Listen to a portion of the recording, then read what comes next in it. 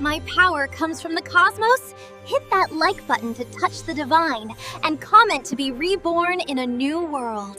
The protagonist strikes the ground with his sword while stating that solitude is a trait belonging to the strongest. Suddenly, a centipede creature questions him about why the boy came there. Charging to attack him, the monster also asks why the boy betrayed his compatriots. Calmly, the boy turns, deflecting the blows with his sword. As the monster screams in pain, the young man replies that there was no need to say anything, as it would die anyway. Furious, the centipede tells him to go to hell and lunges to attack him once more. The MC calmly dodges while thinking that great power comes with deep solitude, and even though it is good, he's been called a wicked god. In the sky, the young man looks at the monster, and before attacking, states that it would be nice if they could both live freely in their next lives. With that, the boy falls towards the ground, tearing the centipede in half. The monster disintegrates and soon turns into a stone that rests in the protagonist's hand. Looking at the magical reincarnation stone, he celebrates finally having achieved it. He states that he could finally be free, and thus, upon using the item, the stone activates its effect, and the boy recounts that this was how he reincarnated into another world in the future. The boy explains that after 3 reincarnations, he stopped being the strongest magical swordsman to become a rank F adventurer. Sometime later, in another world, the boy was lying on the grass until, looking to the side, he sees his 2 beautiful friends accompanied by a cute slime. The young man smiles as he gets up and walks towards them,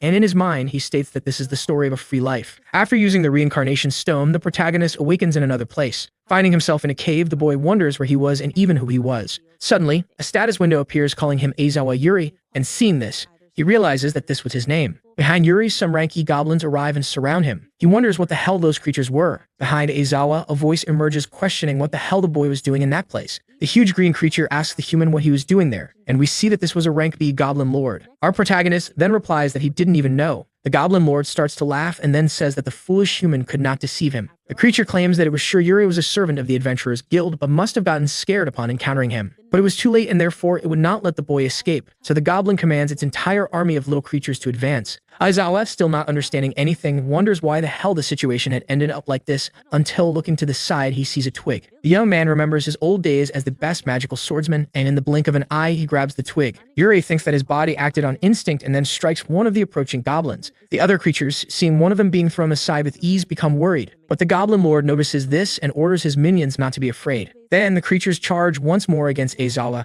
With that twig, Yuri strikes all the goblins in front of him, and thinks that his past memories reacted to a piece of wood. The goblin, seeing its army being defeated by a boy, becomes frightened. As Aizawa receives numerous system notifications about skills he had gained, Aizawa tells himself that in his past life he was the saint of the sword, and when he found a weapon, his body moved on its own. With the young man busy thinking about this, the goblin lord prepares by charging a firepower and firing it. The goblin thinks that even if Aizawa was strong, he could not have done anything against that magic. However, looking ahead, he sees the boy standing as if nothing had happened. Yuri seems to have absorbed his enemy's magic, and the frightened goblin questions how that human was alive after receiving his magical attack. However, Yuri simply recites the name of the magic and launches it at his opponent, obliterating him and causing a huge explosion. After the blow, the boy states that now that he stopped to think about it, he remembered another past life. He explains that in his past life, before being the saint of the sword, he was a demon emperor. At this moment, Yuri begins to analyze his status window that shows all the powers he had from his past lives. The young man starts to explain that he has reincarnated 3 times in that world, and in his first life, he was a slave of a company. In his first reincarnation, he was an emperor demon, and in the second, a sword saint. However, now in his 3rd reincarnation, the memories of his other past lives reside within him. Some memories swirl in his head, and he remembers some villagers begging for help. However, the same villagers, upon seeing the young man atop a pile of bodies after doing what was asked of him, begin to call him a monster for being so powerful. Back to the present moment, the boy was climbing to exit that cave. Upon encountering the outside, the young man is impressed and states that he wanted so much to rid himself of his past life that he even reincarnated again. Yuri comments that he was tired of a life spent being used and then discarded, and that's why in this 3rd reincarnation, he will live only for himself. Outside the cave, Aizawa was checking all the items that Body had, and among them were a sword, money, and food. Analyzing that, the boy concludes that it was better than nothing. Looking at the rusty sword, he wonders if it was still useful, as it wouldn't be much different from a stick. Until suddenly, a new skill called analysis is acquired, and upon using it, the boy's eyes change, and he can see some attributes and descriptions of the sword. Seeing that the weapon was very worn out, he also analyzes all his items and realizes that this skill allowed him to check the information of anything. However, Yuri states that he couldn't check the information of that place, and it would help a lot if someone were nearby. Suddenly, a sound from the forest can be heard, and the boy grabs his sword, questioning if it was a monster. Until suddenly, a cute slime appears, which leaves our protagonist confused. Aizawa notices that the slime didn't seem aggressive, and therefore he would avoid unnecessary fights. Suddenly, the little creature approaches the food bag, and the MC wonders if it was hungry. The boy gives a small piece of jerky to the monster, which eats it with delight. Upon doing that, The system notifies that the boy had acquired some skills related to monster taming. At that moment, the slime approaches and Aizawa, while petting it, realizes that this skill allows him to communicate with monsters. Yuri also sees that, depending on the actions, the skills he received could change until suddenly a scream can be heard. Looking to the side, Yuri sees a being that is half human, half wolf, running and asking for help. Yuri declares that, at the perfect moment, someone appeared, and thus the boy starts running. Aizawa begins to run alongside the stranger while questioning if he had a moment. The boy starts trying to ask questions to Pancho, who, even confused about who that guy was, responds that this wasn't the right time for that. Confused, Aizawa asks if something had happened. Upon hearing that question, the wolf asks the boy to look back, and thus we see a giant monster with a chicken head chasing the two. The cockatrice continues flying above them in order to capture them. Aizawa asks if the wolf would answer the questions if he defeated that creature, and desperate, the lichen responds that yes. At that moment, our protagonist draws his sword and turns to the monster. Realizing that probably sword wouldn't hurt the monster, he enchants it with magic. Then the boy fires a blue beam of light at the creature, causing the entire forest to tremble. After the dust settles, it is possible to see that the monster was split in half, and half of the forest devastated, and the wolf, seeing this, becomes extremely frightened. Yuri, once again, acquires new skills as his sword shatters. Seeing this, he states that he managed to strengthen his weapon,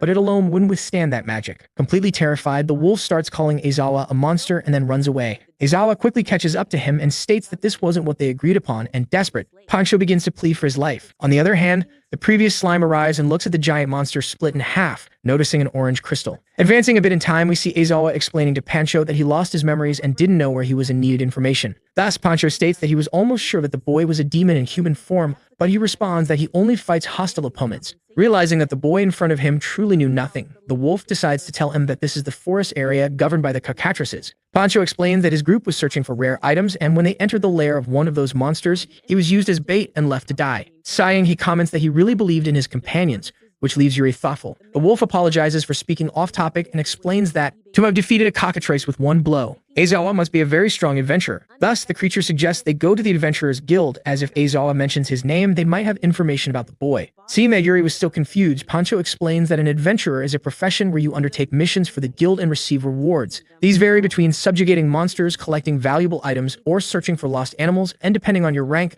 there are many missions. Moreover, the place is about 20 kilometers away in the trading city of Redial, and hearing this, Yuri realizes that this profession also existed in one of his previous lives. Yuri decides that being an adventurer is the best thing he could do, as he wouldn't be tied to anything and would live following his own desires. Thus, Aizawa thanks Pancho for his information and states that he would try to go to the Adventurer's Guild. The boy then thinks that 20 kilometers is a bit far, and so he starts to imagine ways to get around. However, suddenly, a cockatrice appears, leaving Pancho frightened. The man quickly runs away while our protagonist wonders what he should do, since his sword was broken and he might only have magic now. However, the animal lands in front of the boy and suddenly starts acting the same way the slime was acting earlier. Seeing this scene, Aizawa concludes that this was probably the slime he had tamed. Looking at its information, he realizes that the creature took that form after consuming the cockatrice's magic stone. Seeing that his slime could transform by eating magic stones, the boy concludes that he really had an interesting ability until something comes to his mind. Sometime later, we see the boy flying on top of his slime while stating that this was very good and that he could already see the desired city. After landing near the city, Aizawa thanks the slime for its help. However, Yuri says that if the creature enters the city like that, it would attract attention, and so they would have to part ways. At that moment, the young man turns around, bidding farewell to his animal. However, the creature suddenly emits a glow flying towards him. We see that the slime had returned to its original form, only much smaller. Seeing that ability, Aizawa concludes that if he walked with the slime by his side, it could be useful at some point. Walking towards the city, the boy asks if the slime wanted to accompany him, and upon receiving a yes in response, Yuri names it Lime. Inside the guild, Aizawa tells the receptionist that he wants to become an adventurer. Seeing that the boy wanted to make a new registration, she says that to start, Yuri should tell about his skills and previous experiences, but this leaves him confused. The attendant explains that due to the increase in people wanting to be adventurers, they started to take people's experience into account for selection. Remembering everything he has lived, the boy tells himself that he thinks it's wrong to talk about his past lives. So he promptly replies that he has nothing special, and the attendant says that if that's the case, it might be a bit difficult. Thus, Yuri thinks that if this is decided, there is nothing to be done and he should give up on being an adventurer. Until suddenly, another person bursts into the room thinking there was a fight. The receptionist, upon seeing him, explains everything she heard, and he quickly sighs and asks her to go prepare things. As he leaves, Yahello thinks that if a novice enters his guild, his dignity will fall, and this is not a place for incompetence like Yuri. Because of this, he will show him the reality, and at that moment, we see the young man in front of a strange object. Yahello reveals that this is a magic meter, a device that, if someone pours magical power over it, can identify the potential of the individual who did so. If the potential exceeds 30, Aizawa would be classified to be an adventurer, and would be selected for the exam. The evil man thinks that there's no way a novice could get 30 on the first try, and when he recognizes his strength, he will give up. Aizawa then asks the two if, in case he broke that device, he could still take the exam. The receptionist and Yahello start to laugh, and the old man comments that it's the first time he has seen someone like Yuri. The young man asks Aizawa not to worry, as the meter can handle up to 99.99 and a beginner wouldn't break it. The young man then places his hand on the magic circle while concluding that, if that was the case, there was no need to worry. Then a light is emitted by the device. Yahello and the receptionist fall to the ground, wondering what the hell was happening as they see the meter rising higher and higher. Suddenly, the device explodes, and while Yahello is in shock, Yuri apologizes. But he concludes that this shouldn't be a problem, and still scared, Yahello says that the machine apparently needed maintenance. In his head, the young man comments that this was impossible and that kid must have done some trick. The young man is outraged that a poor bastard was doing this kind of dishonest action in his guild, even saying that Yuri was asking for punishment. Thus, Yahello says that since they didn't measure his power accurately, he would grant special permission for Yuri to take the exam. Seeing Yahello's kindness, the MC comments that the old man was a very good man until we jump to a coliseum with many people. Yahello tells Yuri that the exam will start in 3 minutes and he needs to prepare. In the midst of the crowd, Yuri realizes that there were indeed many people and being accepted must not be easy until suddenly, a girl questions if he was having problems. The young girl asks if it was Yuri's first time taking this exam, with him just thinking that she was too excited. Kindly, Phil comments that if Yuri has any questions he can ask her. Proudly, Arnett says that she has taken that exam 7 times and knew many things, which leaves Aizawa shocked. He then asks if the exam was something you do multiple times, and offended, the girl starts to cry while explaining that she failed every time, and that's why she repeated. Arnett reveals that after Yahello replaced the last examiner, the test became even harder. Yahello begins and declares that the first exam would be fencing, and whoever could defeat him would pass. At that moment, the candidate Johnny Serpent steps forward, drawing his blade. They prepare for battle and soon clash their swords. Seeing Johnny exchanging blows with the examiner,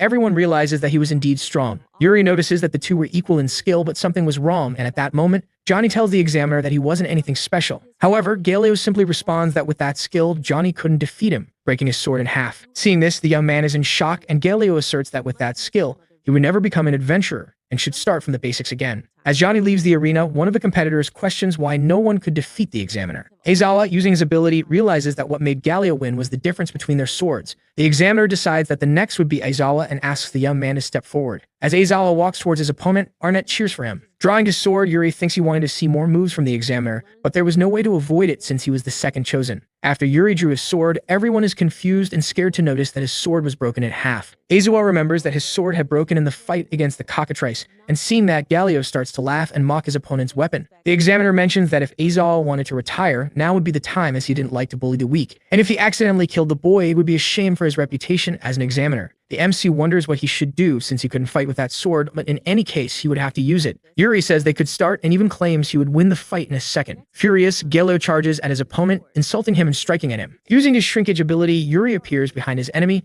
placing his broken blade to his neck. Phil is impressed, and Yuri explains that the shrinkage technique allows him to move behind the enemy through the gap in their movements. Moreover, he used this ability a lot during his time as the sword saint and was happy to have done so even in this life without problems. The examiner drops his sword, admitting defeat and allowing Yuri to pass the exam. Seeing this, all the others watching begin to celebrate and cheer for Yuri. While Yuri wondered if he had become an adventurer, a mysterious person appeared saying that the exam was not over yet. Magni Figelos explained that he would conduct his great magic test. Suddenly, a magical object appeared in the sky and everyone was confused to see that object floating. Magni told the exam candidates that they should start using magic, and whoever broke that target would pass. Yuri thought this would be easy, but all the other candidates were frightened since the target was quite far away. Arnett said that, as expected, that exam was designed so that no one would pass. Hearing this, Yuri was confused, thinking that those people might have used some special material to make the target. Suddenly, several candidates began casting different spells towards the target. However, all of them dissipated before even getting close. They started to lament, and Aizawa wondered why everyone was using low-rank magic and if this was some rule imposed by the exam. Suddenly, Magni arrived, intimidating the boy, asking what the problem was and if he was just going to watch. Laughing, the instructor said that, as he thought Aizawa didn't know magic. He explained that if you mastered one skill in your life, it was impossible to acquire another, and there was no way he could be a mage and a swordsman at the same time. The man stated that someone who couldn't use decent magic couldn't be an adventurer, and that year there were no promising candidates.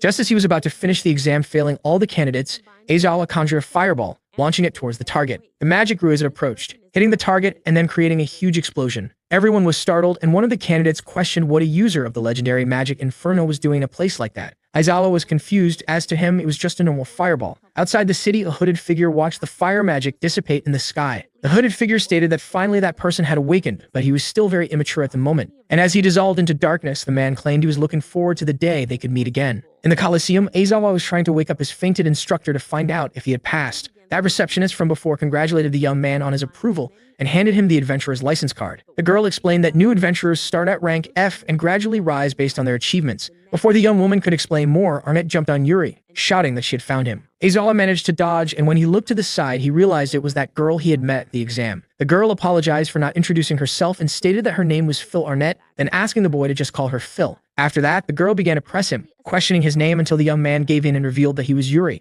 Arnett showed that she had also obtained an adventurer's license. Phil explained that after what Yuri did, the examiners were punished, and thus a new test was conducted and she passed successfully. For that, she thanked him, saying that all of this was thanks to Yuri, but he simply replied that he did nothing. Hearing that dialogue, some experienced adventurers felt envious of the rookie standing out so much. One of them asked his friend Zach what he thought, and the man, while looking at Yuri, stated that he was annoying. A day passed, and the boy woke up in a hotel bed. Looking out the window, he wondered how long it had been since he had slept so well. Yuri explained that in his previous life it was just battles every day and many things had happened the day before. Suddenly, the system informed him that the unassigned magical skill had been acquired, which left the MC confused, not understanding what that meant. He thought for a moment looking at the system but decided to ignore it. Yuri mentioned that, as an adventurer, he received extra money and managed to stay at an inn, and for that reason, he would sleep a little more. Ruining his plans, Arnett opened the door wishing the boy good morning. Aizawa questioned why she woke up so early while the girl was startled to see him lying on a slime. The young man explained that the bed provided by the inn was unsuitable, so the lime transformed into a bed. The MC also commented that some things happened, and that slime became his companion, and its name was Lime. Arnett remarked that the boy was really impressive for commanding monsters, which surprised Yuri with this information. Suddenly, she began to approach Lime, and with a scary face, asked if she could squeeze the little creature. Without Yuri being able to stop her, the girl was already lying on Lime, and he questions why she was there, which makes her remember something. The young woman declares that she had forgotten to tell him that the exam was not over yet. She explains that even after passing, there is still a secret exam to complete, which meant they were just temporary adventurers. Yuri thinks it would be problematic to have his license revoked, and he had no choice but to take this secret exam. Phil says he thought the boy would say that, and that's why he had accepted a popular mission, asking if he would join him. However, the MC promptly declines, which leaves the girl extremely shaken. Arnett asks why, and Yuri simply comments that he prefers to work alone, and while grateful for the offer, he suggested she find someone else. The boy heads to the door, but before leaving, he asks how he accepted a mission, which makes Arnett wonder if he was really okay alone. The girl continues to insist as she was worried about Yuri being alone, but he says he didn't mind being by himself. Phil, still sad, states that he was nobody special or exceptional, but watching Yuri during the exam motivated her to strive to be like him. That's why she would really like to learn about Yuri's strength up close, asking once again if he would like to accompany her. Moved, Aizawa thinks that he really didn't understand anything about this world, much less about himself, and for now, it seemed better to stay with Arnett. Finally, the young man agrees to go with her, which makes the girl happy until something catches his attention. The boy asks Arnett to go ahead as he would change, and we see that something was bothering him. After the girl leaves, the young man opens the window of his room, staring at a bell in the distance and pointing at the object. Yuri begins to charge his fire magic shot and fires it at the bell. There we see that two people were watching our protagonist with binoculars, and they are quickly hit. We see that the fire bullet had struck the binoculars, and one of the targets couldn't believe Yuri had hit them from so far away. His companion decides that the best choice was to retreat for now and report this to Zach. Confused, Yuri concludes that he couldn't think of any reason for someone to be watching him, and he didn't know if he had done something to make someone hold a grudge. Until at that moment, Arnett screams calling Yuri, who responds that he was on his way. As Arnett guided Aizawa, the boy realizes he was once again in a forest. Looking to the side, he sees two small animals, rank F creatures. The two beings, upon sensing Yuri's presence, run away in fear. Seeing this, Aizawa comments that the missions were more peaceful than expected, and Arnett replies that they were indeed very lucky. She explains that this is a medicinal herb gathering mission, very popular among beginner adventurers because the risk of danger is low. Moreover, she woke up early to get in line and accept that mission, which makes her feel proud. In a completely natural manner, Yuri says that the girl is really amazing, which makes Phil embarrassed. Seeing Yuri veering off the path, Arnett explains that the northern forest was on the other side. Confused, Yuri asks if he couldn't gather herbs in that place, and the girl replies that he couldn't. Phil mentions that that place was too dangerous for them, as that was the eastern forest, a place where strong monsters live. She starts driving Yuri while saying that the medicinal herbs are collected in the northern forest. Thinking about this, the MC remembers that he woke up facing the eastern forest, and upon reflection, there were only high-ranking monsters there. Yuri reveals that, speaking of which, he had defeated a cockatrice yesterday, but the girl laughs, taking it as a bad joke. The two arrive at their destination, and Arnett reveals that this was the field of medicinal herbs. However, Aizawa notices that there were no medicinal herbs there, which leaves Arnett confused. Yuri concludes that it seems someone had already gathered the herbs, and irritated, the girl responds that she thought they would be the first to arrive there. Suddenly, a man named Zach, along with his group, appears telling the newcomers that this was bad luck as they had just gathered all the herbs around there. Phil asks who they were, with Zach explaining that he was their veteran, and therefore the two could relax, and Yuri remembers that these guys were at the guild reception the other day. Zach says he knows they were in the provisional license period, and having gathered too many herbs, he would share some. Phil, upon hearing this, gets excited, questioning if it was serious, and Zack promptly replies that adventurers should help each other. Crying, the girl states that she can't believe she met such kind adventurers, and for that reason she wouldn't forget it. Before the young girl could take the herbs from Zack's hand, the boy drops them on the ground, stepping on them afterward. Revealing his dark personality, the boy asserts that they would never do such a thing, calling Phil a loser afterward. Laughing, Zack comments that being an adventurer means gaining fame, even if it means stepping on others. And this was not a job for weaklings who can't do anything on their own or for clueless kids who know nothing about the world. Therefore, he orders the boys to give up and return to their hometown. Yuri concludes that they really had bad intentions and then wonders if they were the ones who were watching him in the morning. Even so, he couldn't remember doing anything wrong to those guys, and irritated, Phil questions what was wrong with these people. Running, the girl warns Yuri that there was still time and they should search the forest to see if any herbs were left. The MC realizes that if he did nothing, he would just be waiting for his license to be revoked. However, searching for herbs with just him and Phil was not realistic at all. While thinking of a plan for some reason, Lime jumps out of his pocket, revealing himself. The boy asks his pet what was wrong since he had already fed him, but Lime was agitated and for some reason he sends a synapse to Yuri's brain. Yuri seems to understand something, and at that moment he prepares to throw Lime while stating that he was counting on the monster. Aizawa throws the monster, and suddenly, the creature in the sky becomes extremely giant and soon after splits into several pieces, spreading throughout the forest. Confused seeing this, Phil questions what the hell was happening. Yuri, with a smug look, asserts that everything would be fine as long as they collected the herbs. All the pieces of Lime start gathering medicinal herbs, and after a while, it managed to collect a pile of them. Arnett, seeing this, is impressed and celebrates with joy. Aizawa congratulates Lime, commenting that he did a good job. The MC reports that with all this, the two could already return. However, Annette seems sad and says he can go to the guild. The girl explains that she felt like wandering in the forest a bit and would be back soon. Sometime later, in the middle of the forest, we see the girl commenting that Yuri was really amazing. While looking at the only piece of leaf she had managed to get, Phil mentions that compared to Yuri, she was a failure. Remembering what Zack had said earlier, the girl feels downcast. Irritated, she says that at this rate, she wouldn't be able to become like Yuri-san and therefore needed to do something with her own strength. Then Arnett starts jumping between the trees looking for something and wandering throughout the forest determined to find what she wanted. After a while, the girl finally finds a field with various medicinal herbs and sets off to gather them while celebrating, as with this she could become an adventurer. Until in front of her, Phil hears a growl and sees that a white wolf had appeared. Seeing a ranky creature, the girl gets scared and wonders if she had gone too deep into the forest. Seeing the wolf advance, she prepares to draw her sword and then declares that she had to do something about it. However, fear begins to haunt her as being a rank F adventurer, she didn't know if she could defeat a ranky wolf. At that moment, the girl starts to back away until she remembers Yuri saying that she was amazing. This fills the young girl with courage, asserting that she couldn't depend on others forever, as she was also an adventurer. Thus, taking a defensive stance, Phil comments that she would handle this on her own. The wolf then lunges to bite her, but the girl manages to block the attack with her sword. She is thrown backward, hitting a tree, but staying calm. Arnett thinks she would observe the enemy's movements closely. The wolf doesn't hesitate and once again charges, striking the tree she was leaning against. However, Phil had already jumped up, and from above, she goes to strike her enemy with her blade. The girl manages to hit the opponent squarely on the head, defeating him in the process. Seeing that she had indeed won, Arnett begins to celebrate, realizing that even she could succeed if she tried. However, several other creatures similar to that one appear behind Arnett, frightening the girl. The wolves surround the girl, who becomes very scared. Seeing the wolves heading in his direction, Phil can only close his eyes in fear. At that moment, the MC appears, scooping the girl into his arms and saving her. Upon seeing Yuri, the young girl gets emotional as the boy asks her to let him handle the rest. Our MC places the young girl on the ground and turns to face the wolves. Phil doesn't understand why he is there, and Yuri explains that if it weren't for the girl, he probably wouldn't have been able to get the medicinal herbs and owes it to her. Moreover, he has actually been following the girl all along, but she was moving with quite a bit of agility. He then mentions that her previous fight with the wolf was a good battle, which makes the girl blush. The wolves begin to roar at the two and charge once again to attack. Yuri remembers that yesterday at the inn, while drinking water, she had acquired water magic and is now going to test it. As he conjures the magic, the boy apologizes to the wolves for having to end this quickly. At that moment, he creates a massive water vortex that throws several wolves away. Even with the attack, some creatures remain standing, which irritates Yuri. Aizawa realizes that the magic could immobilize the monsters, but has low destructive power. Once again, the wolves try to attack him, but drawing his sword, the boy says he will attempt a small variation. Thus, he executes several strikes with his blade imbued with water magic. We see that this was an advanced water magic called Ice Sword. Even in the face of this, the wolves are not afraid, and Yuri strikes his sword on the ground, creating ice spikes that hit and pierce some of the monsters. Phil, seeing the creatures being defeated, says that this was amazing and expected of Yuri. But the girl notices that there are many wolves, and the more Yuri defeats, the more appear. The girl then informs her partner that wolves that move in packs usually follow the order of a leader, and so there should be some boss in that forest commanding the monsters. Azal understands what the girl means, as he basically just needed to defeat this boss for the pack to disperse. At that moment, the boy starts receiving various calls in his head from Lime, which confuses him. When he closes his eyes, he begins to see through Lime's eyes with his Tamer ability,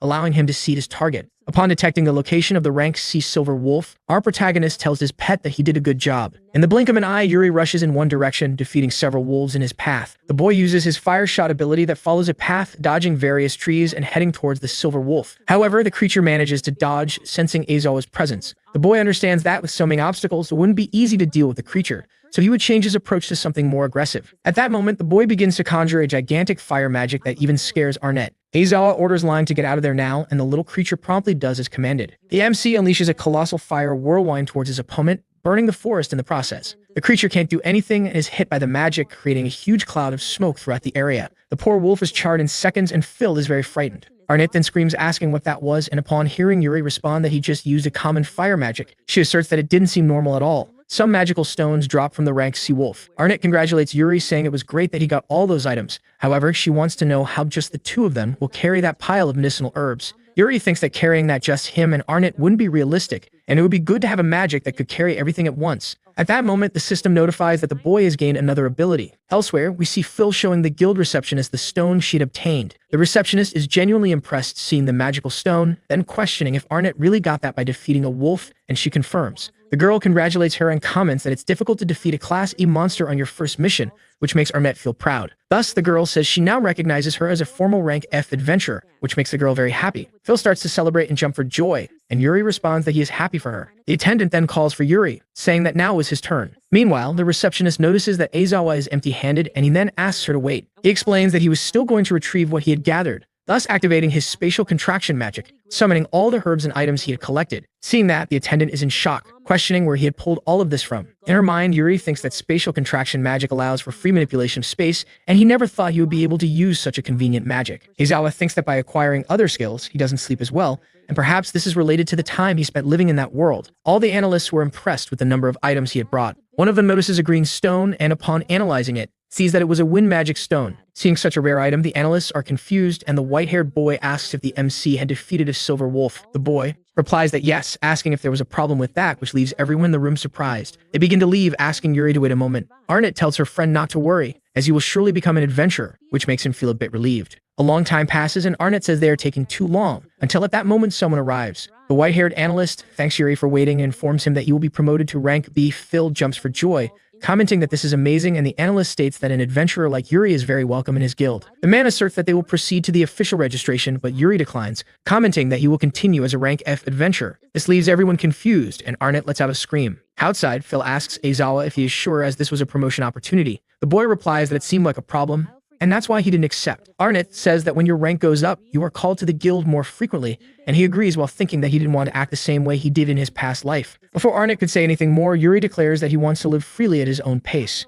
In other words, from now on, they will work together as rank F companions, and Phil asserts that the boy is truly amazing. She mentions that the boy always stays true to himself and is very determined. Arnett comments that she managed to defeat one of the wolves, but couldn't do anything when surrounded by the pack, and she is not like Yuri. Yuri interrupts her, saying that the girl has things he doesn't have, and without her, he would never have passed the exam. Moreover, as he said earlier, the girl is truly amazing. This makes the girl very happy, asserting that she will work even harder to catch up to Yuri, and he simply asks her to do her best. We see that Zack was watching the two from behind and was still irritated by their presence. Suddenly, the boy turns around, asking the silhouette behind him if he was going to do the job. An unknown being wearing a clown mask replies that he certainly will. Seeing Arnett stretch, Yuri asks if the lady is tired, and she replies that yes, as the day has been exhausting. He then asks her to rest, and she agrees. Before leaving, Phil also asks Yuri to rest properly and not stay up too late. As she moves away, she bids farewell and thanks for everything that happened that day. The MC wonders what he should do until his stomach growls, making him realize he hadn't eaten anything today. Looking at a tavern, he concludes that since he managed to sell the items he obtained, he should have a decent meal. The tavern attendant welcomes the customer until he realizes who it is,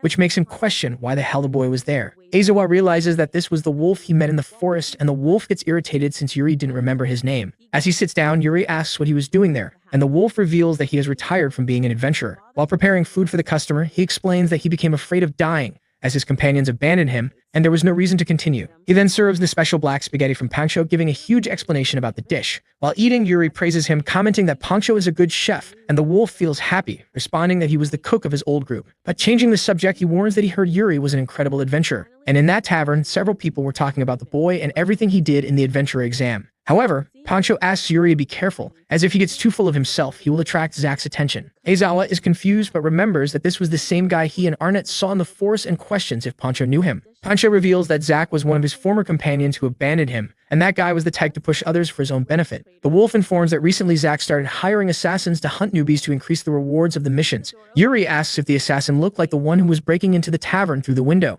The unknown being with a clown mask tries to strike the MC, who manages to dodge. Then the masked figure introduces himself as the Great Metsu. Pancho recognizes that being as the human-killing clown and questions what the hell the guy was doing there. With his scythe, Metsu lunges to attack his enemy once again, and while blocking the blow, Yuri thinks he really doesn't know where he gained that person's grudge. After the block, Yuri's sword shatters, and realizing it was no longer useful, he starts just dodging the clown's strikes. The fight goes throughout the tavern, and while Metsu tries to hit him, Yuri merely dodges. The clown, full of himself, claims that Aizawa was weak because he was fleeing and he was the strongest. In his head, Yuri thinks that using fire magic would destroy the shop and he needs something to replace his weapon. Thus, Metsu tries to strike him and finish that fight until Yuri notices something on his back. He darts to the side, letting Metsu hit some bottles that were on a shelf, sending them flying. Our MC catches one of them in midair, imbuing it with magic and informing Pancho that he will borrow that. Yuri then strikes the assassin with that bottle, using the shockwave ability and causing him to crash to the ground. Metsu, with that single blow, falls defeated. Picking up what was left of his sword, Yuri thinks he should buy a new weapon, asking Pancho if the wolf knew any weapon shops around. The wolf, seeing part of his shop destroyed, is in shock, and Yuri quickly apologizes for making that mess. Outside, Zack watched everything, realizing that Pancho was still alive and getting irritated,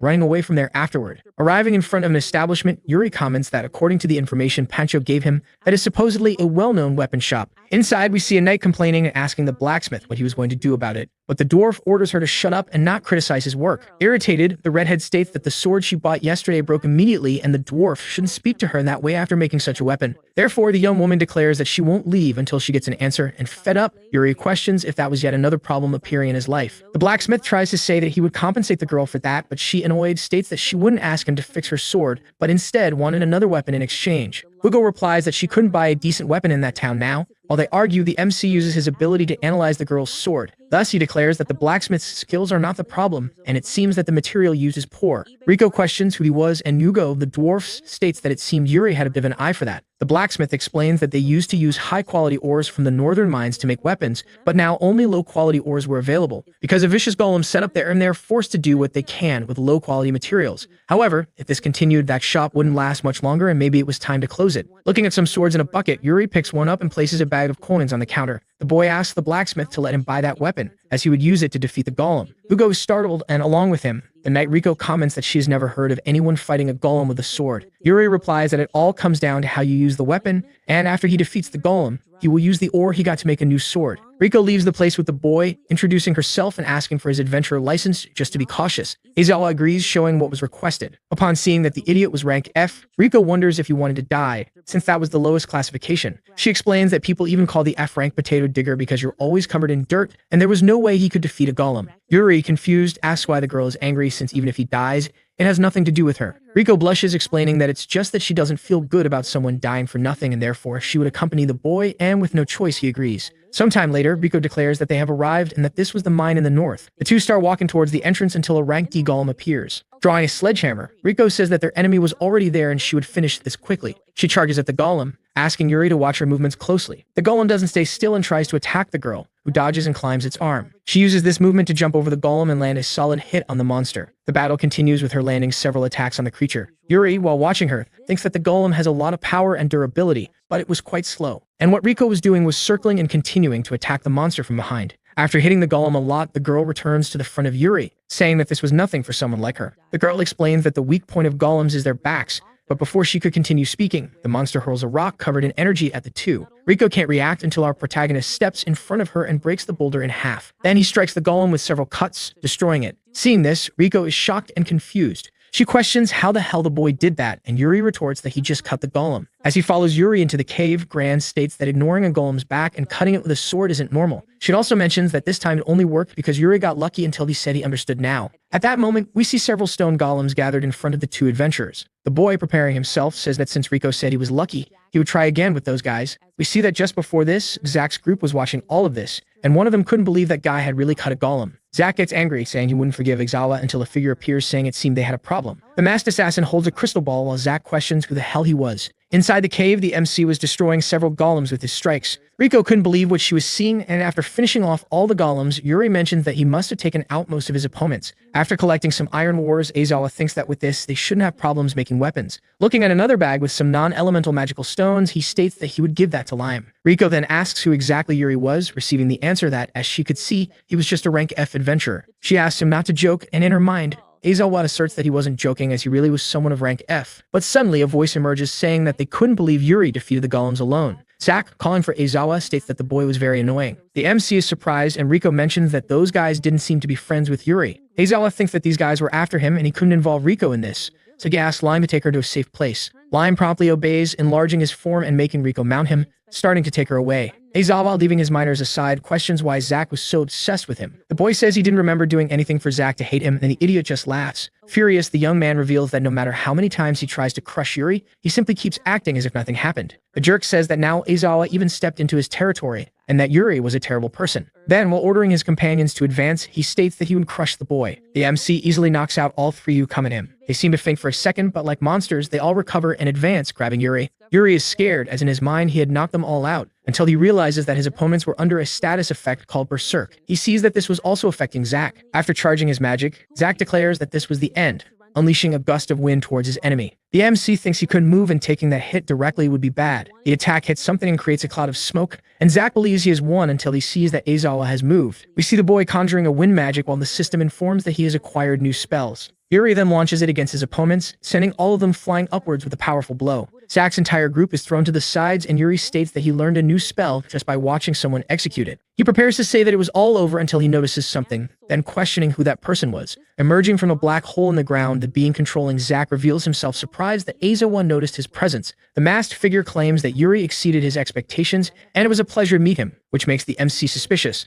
The masked man introduces himself as Nero Nightmare. Aizawa thinks that at the moment he used his magic, Nero protected himself with a wind barrier, and he was quite skilled. Nero congratulates Aizawa, saying he was impressive, and it was understandable that the weak ones before couldn't even scratch him. Therefore, he would give two choices to the boy, the first being to join them or die by his hands. The MC thinks he doesn't know why, but feels a strange sensation when looking at Nero, as that guy seemed familiar in some way. He then begins to remember some memories from his past life of people dressed in the same clothes that Nero was wearing. Aizawa recalls that when he was the Sword Saint, he suffered a lot because he joined an organization like Nero's. Yuri then asks Nightmare if he was one of the numbers, which leaves the boy scared. Nero states that no one outside his organization knows about the numbers and therefore Aizawa must be one of them. He asks Yuri to show his hand, as if he is one of them. A number will appear on the back of his hand just like on his. Then Nero shows that the number 928 was written on the back of his hand. Yuri recognizes that and states that the members of this organization have numbers written on them, and the smaller the number, the greater the combat ability. Aizawa, while removing his gauntlet, wonders what his number was and if it would indeed be written on his reincarnated body. Upon seeing the number 0 written on the boy's hand, Nero cannot believe it. Nightmare states that this was impossible, as that number was permanently retired 500 years ago. Aizawa was also confused, as he knew that 1 was the strongest number, but he didn't understand what 0 meant. Nero questions if Yuri thought he could fool him with a fake number. Advancing towards his enemy, Nightmare states that as punishment for mocking him, he would kill Aizawa. With his immense speed, the masked man begins to circle around Yuri. Nightmare then asks what the young man thought of this, and if he could keep up with his speed. Nero tries to attack him, and after easily dodging, Aizawa states that this guy was the fastest person he had ever encountered so far. Nero is confused about how this guy did that, and our MC analyzes the weapon of that boy,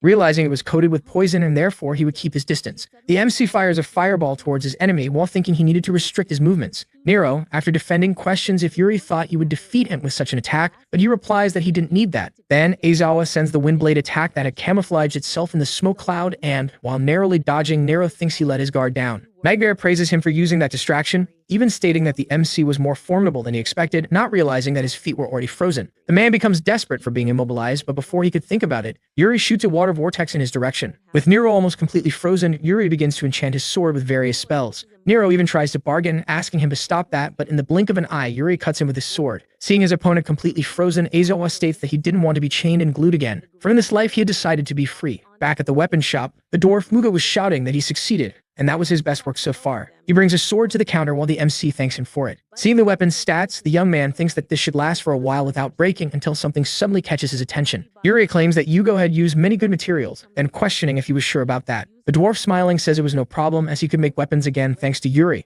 which makes him promptly thank him for his kindness. Leaving there, the MC thinks he can't believe the dwarf did so much for him just because he defeated a golem. Yuri also states that he finally got his new sword and gained a new skill, meaning everything was resolved. Suddenly, two familiar voices call out to Yuri, and we see Riko and Arnett wanting to talk to the MC. The two girls look at each other and seem confused by the situation. Arnett angrily questions if Yuri liked women with large planetary spheres, but Riko asserts that they didn't have that kind of relationship. Ignoring this, our protagonist simply walks away while thinking that being a rank F adventurer was starting to get funny. At the guild, the attendant asks what kind of mission Yuri was looking for, with him responding that he wanted something involving monster hunting and with a huge reward. He explains that he wanted this because he wanted to give Lime more of her favorite magic stones. The girl then informs him that in that case, she'd have a perfect job for the boy, which was a goblin hunt. Aizawa promptly accepts, but the attendant explains that there was a condition for this mission, as if the adventurer was rank F, it would be necessary to form a group. Yuri states that he checked the recruitment board and saw that a group was in need of a participant for the goblin mission. Next to a fountain, the girl asks Lid to hurry up, and a cat girl mentions that just 3 should be enough for goblins. Yuri interrupts the 3's conversation, stating that he had seen the recruitment on the board and came over. Lid seems irritated to see a man, but responds that she was waiting for Yuri. Seeing the boy's equipment makes her satisfied, and she states that Yuri perfectly met the requirements. Lid asks the young man to show his license, and after receiving it,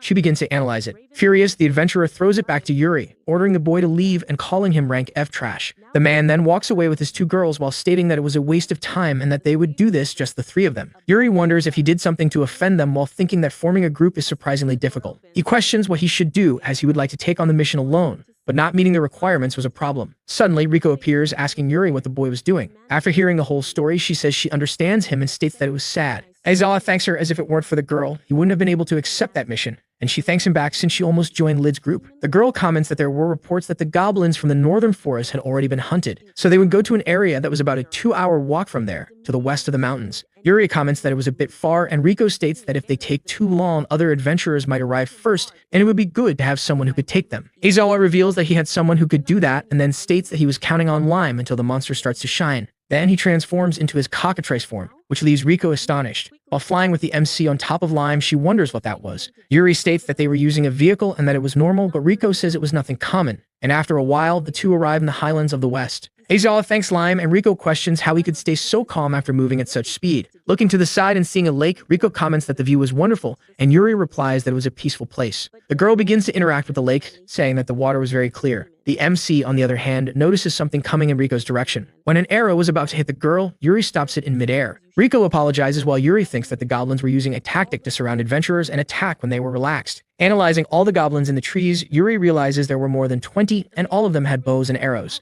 Several arrows are shot in Yuri's direction, which he deflects with his sword. Riko starts to sweat while thinking that Yuri was really amazing. Some goblins reveal themselves and begin to walk towards Yuri. With his sword, the boy claims he will finish this now, until Riko asks him to wait a bit. Drawing her sword, the girl questions if she could do it with her own hands. After all, she was a true adventurer and should fight in a way that wouldn't shame her warrior name. Riko advances towards the goblins. As she stabs them with her sword, the girl asserts that she won't be a burden like she was in the mine. She then continues to fight bravely against her enemies, and seeing this, Aizawa thinks that the girl was truly an incredible adventurer. But even so, there were many enemies, and while invoking a spell, Yuri asks her to stay on the front lines. The girl is enveloped in a blue aura and begins to feel stronger. With her body feeling lighter, the girl starts to tear through various goblins, hardly believing what she was doing. Even with Riko confused, Yuri simply asks her to take care of the enemies on the ground, and at that moment he looks at some goblins in the trees. The creatures shoot at Yuri, who says he will handle the ones above, and then he casts magic with his sword, throwing the creatures far away. After finishing off all the monsters, Riko says she can't believe they managed to defeat so many goblins, just the 2 of them. However, she quickly questions what the hell Yuri had done to her body.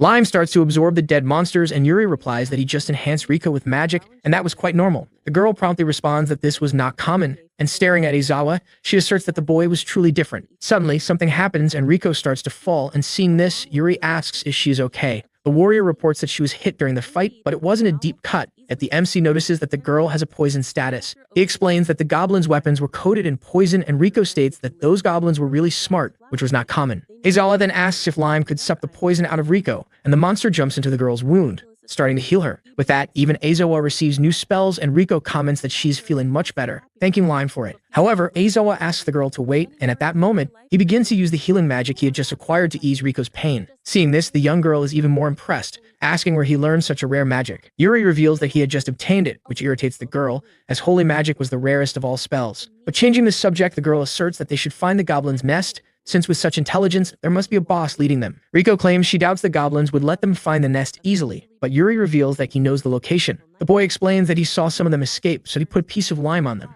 At that moment, the little monster turns into an arrow and starts pointing in a direction. The two walk together through the forest until they reach the entrance of a cave. Yuri comments that Lime said this was the place, but Rico asks him to wait, since if this is the goblin's nest, there will be many more creatures than they have faced before. Yuri remembers that the goblin lord he faced also had many followers, and it was doubtful that the same magic he used last time would work now. Aizawa wonders if they should blow up the entire cave, but Rico says that then there would be no proof of their hunt. At that moment, Lid arrives with his group of boys, thanking Yuri for the guidance and calling him a potato digger of rank F. The redhead asks if Yuri knew those guys, but he replies that he doesn't, and Lid gets annoyed, saying that the two met at the fountain that morning. The MC remembers them and thinks he did see someone following them from behind, but he didn't imagine it would be those people. Lid says that it wasn't bad for a potato digger, and even though he was of a higher rank than Aizawa, he still recognized that the boy was good. However, in an intimidating manner, Lid orders Yuri to turn back as there were many goblins ahead and he wouldn't stand a chance. Entering the cave, the adventurer declares that Aizawa should go back to do some weeding. Rico realizes that this was the party Yuri had mentioned, and once again, she celebrates not having joined them. Also entering the nest, Rico comments that, as Lid said, there would be many enemies ahead, and for that reason, they should proceed with caution. The two companions of Lid continue to throw themselves at him, and the jerk asks them not to worry, as he was there. Yuri thinks they have come quite far and yet have not encountered any goblins, which was strange. That's why he wanted to know what was happening until suddenly, a mysterious fog appears. Upon analyzing it, Yuri says this was the enemy's magic, and while Rico complains that he can't see anything, Lid asks her to stay calm, as he was there. The MC realizes there are more monsters than before, and they are trying to block his vision and launch a surprise attack. Yuri warns that they are coming, and several creatures charge at them, but the two manage to repel the attacks with their swords, destroying part of the monsters. Rico asserts that there are many of them, but they are just goblins, and Yuri realizes that their strategy is based on numbers and their attacks are simple and coordinated. However, he is feeling something strange and feeling confident. Lid states that, as he said, those guys are easy to deal with. Again, the two girls are impressed until a giant blue being appears in front of the jerk. Lid asks if that creature was also a goblin, then says that even though they are bigger, it would be easy to defeat them, and charges to strike. He tries to attack the enemy, however. His sword breaks in half, and the irritated creature grabs Lid's hair, kneeing him the face right after. As he is thrown, the boy complains that his handsome face was hit until he falls to the ground. Frightened, Lid starts to run away while shouting for help, even passing by the two beautiful girls who were accompanying him. At that moment, one of the blue goblins grabs the two girls by the neck. The monster prepares to devour them, and the girls cry out for help. Quickly, Aizawa tears the monster's head off, turning around and asking if the young women are okay, which leaves them impressed. Yuri asks Rico to take care of those two, and at that moment, more elite goblins advance against the protag. Aizawa states that the previous goblins were not as big, and those gained power through berserk mode. Using a powerful wind magic, he claims he will finish this quickly, launching his opponents away and making them crash to the ground. Suddenly, an elite goblin shaman appears, telling Yuri that he is quite capable. Seeing that talking monster, Yuri assumes this is the boss there, and the shaman states that the boy is very cruel for killing innocent goblins. At that moment, he mentions that his brothers must be eager for revenge, and a dark magic begins to swirl around the lifeless bodies of the monsters. The purple magic surrounds Yuri, paralyzing him, and the shaman claims that these goblins are merely sacrifices to use his dark magic. Yuri realizes that besides being unable to move, his magical power is being drained, which is bad because his vision is becoming blurry. Rico is also affected by the magic, and the goblin shaman starts to laugh, saying that everything will end there. Yuri finally acquires that cursed magic, managing to disperse it from his body easily. This leaves the goblin scared until the MC begins to conjure the same magic on the elite goblin. While conjuring that strike, Yuri states that the same magic that was used against him will return to the shaman. At that moment, the spirits of all the goblins that were used by the shaman are launched against him, hitting him with the dark magic. The monster then begins to literally melt, turning into just a skeleton. Seeing this, Yuri comments that the shaman was the one the goblins hated the most. Sometime later, fishing near the sea, Yuri thinks that it is peaceful there. The boy remembers that in his first life when he lived in Japan, he never had this kind of free time. So perhaps this desire for freedom is due to the experiences of his past lives. Musil and Emily appeared, throwing themselves at Yuri and saying that after being saved, they noticed he was very charming. The MC remembers that when he was leaving the cave, Musil and Emily seemed in shock, but apparently, they have recovered. Emily then asks if there is anything she could do to help, and the MC thinks they seem much friendlier compared to last time. Thus, he asks the girls to put the bait on the hook, and when they open the box next to him, they are startled by the number of worms. Immediately, the two run away in fear, leaving Yuri confused, wondering what happened. Turning to the front, he sees a whirlpool right where his hook was, realizing he caught something big. The young man begins to enchant his fishing rod with magic, and as he pulls it out, he manages to yank a huge shark monster from the water. The creature, with no escape, lunges at Yuri, who simply draws his sword and cuts it in half. After splitting the shark, he gains a fishing skill. Suddenly, Yuri hears a voice and wonders what was coming next, and while being splattered by the shark's blood, Armet questions what the hell that was. The young girl ends up slipping in a puddle made by the monster's ketchup, and Yuri asks what she was doing there. Phil retorts that he was the one who should be asking that, then asks Yuri to get ready as they should train. Arnett explains that adventurers must participate in guild training once a month or else their licenses will be revoked. Ixala concludes that this is a problem and therefore agrees to go with the girl.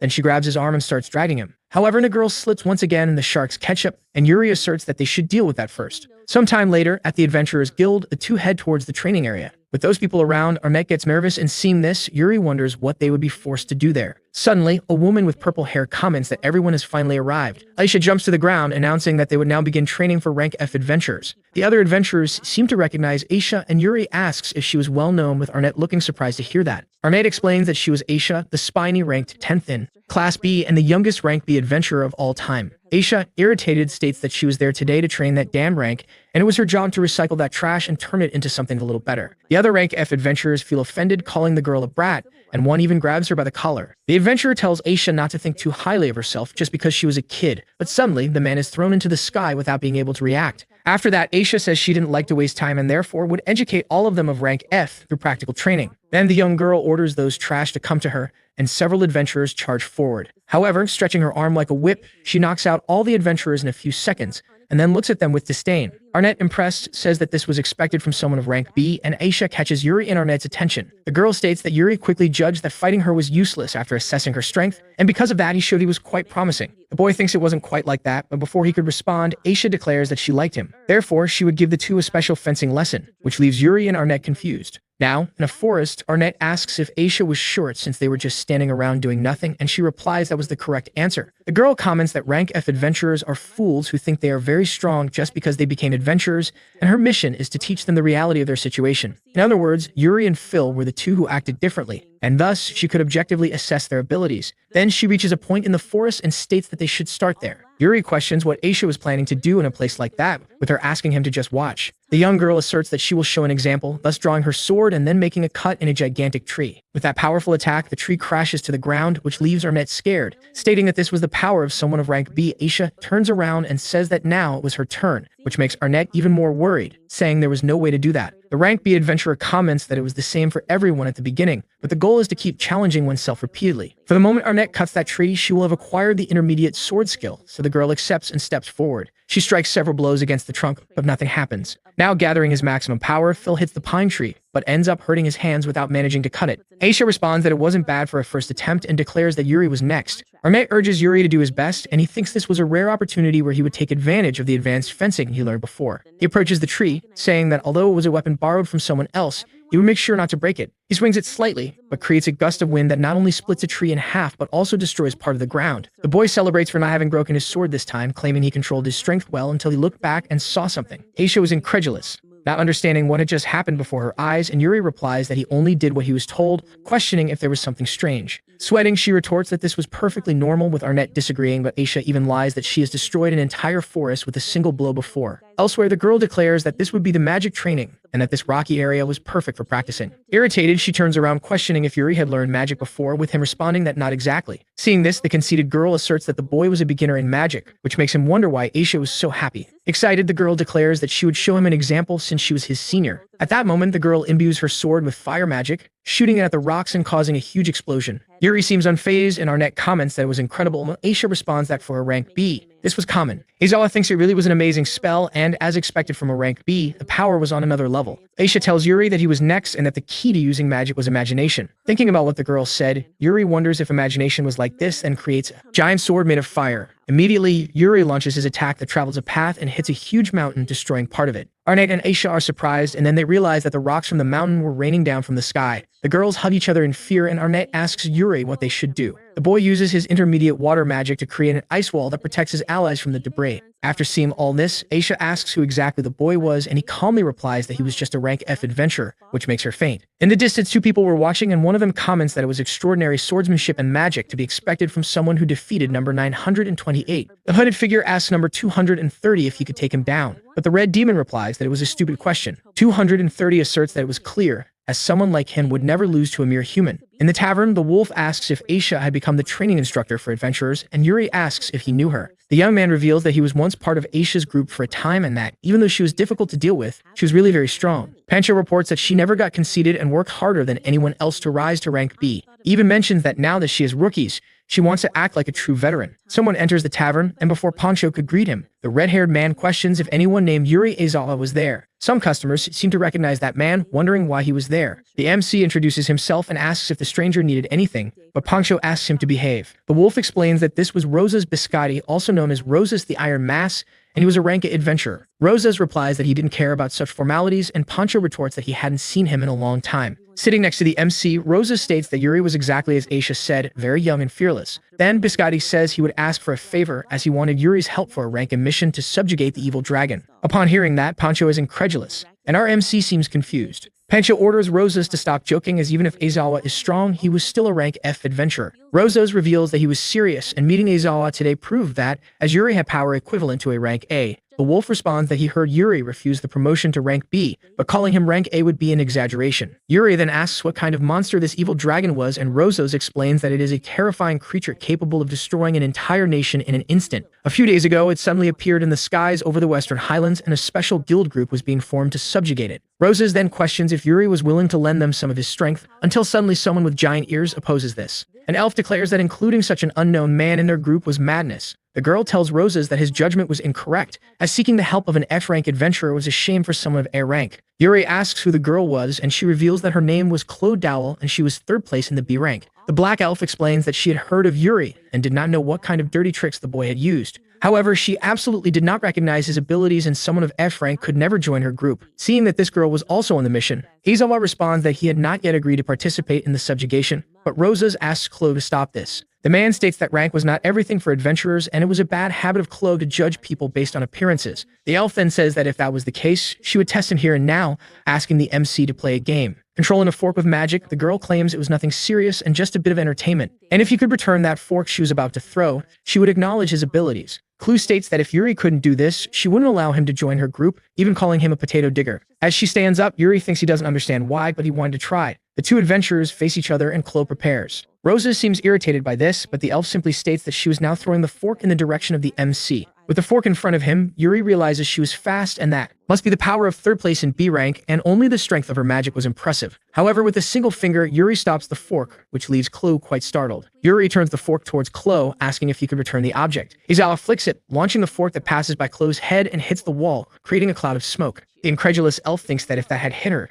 she would be dead, and the MC not only blocked her magic but sent it back. Rosa celebrates and states that it seems the final member had been decided. Biscotti says he was counting on him tomorrow, and even reluctantly, Yuri decides to ignore it, only apologizing to Pancho for destroying the tavern once again. Amid a dirt road, Rosas was driving a cart. The boy apologizes to his group but explains that this was the only small carriage he had managed to get. Yuri notices that Aisha was also part of that mission, and she responds that she was the one who recommended him, and today would show the difference between them. Chloe, still reluctant, judges Aisha, saying that someone from 10th place in rank B shouldn't support an F rank. Aisha retorts that Chloe was the one who started a game and still lost, which sparks a heated argument between the two. Yuri, seeing that there were two rank B and one rank A there, states that he was feeling disconnected and questions if it was right for him to come along. Interrupting the subject, Rosas asks if Yuri had a slime, and the boy responds that yes, as that was his companion. The knight praises him, saying that taming animals is a rare skill, but Chloe responds that even taming a slime was completely useless. However, the creature jumps on Chloe's shoulder, and as she starts asking it to get off, Yuri warns that Lime liked her. Aizawa notices something and immediately orders all his colleagues to get out of the cart,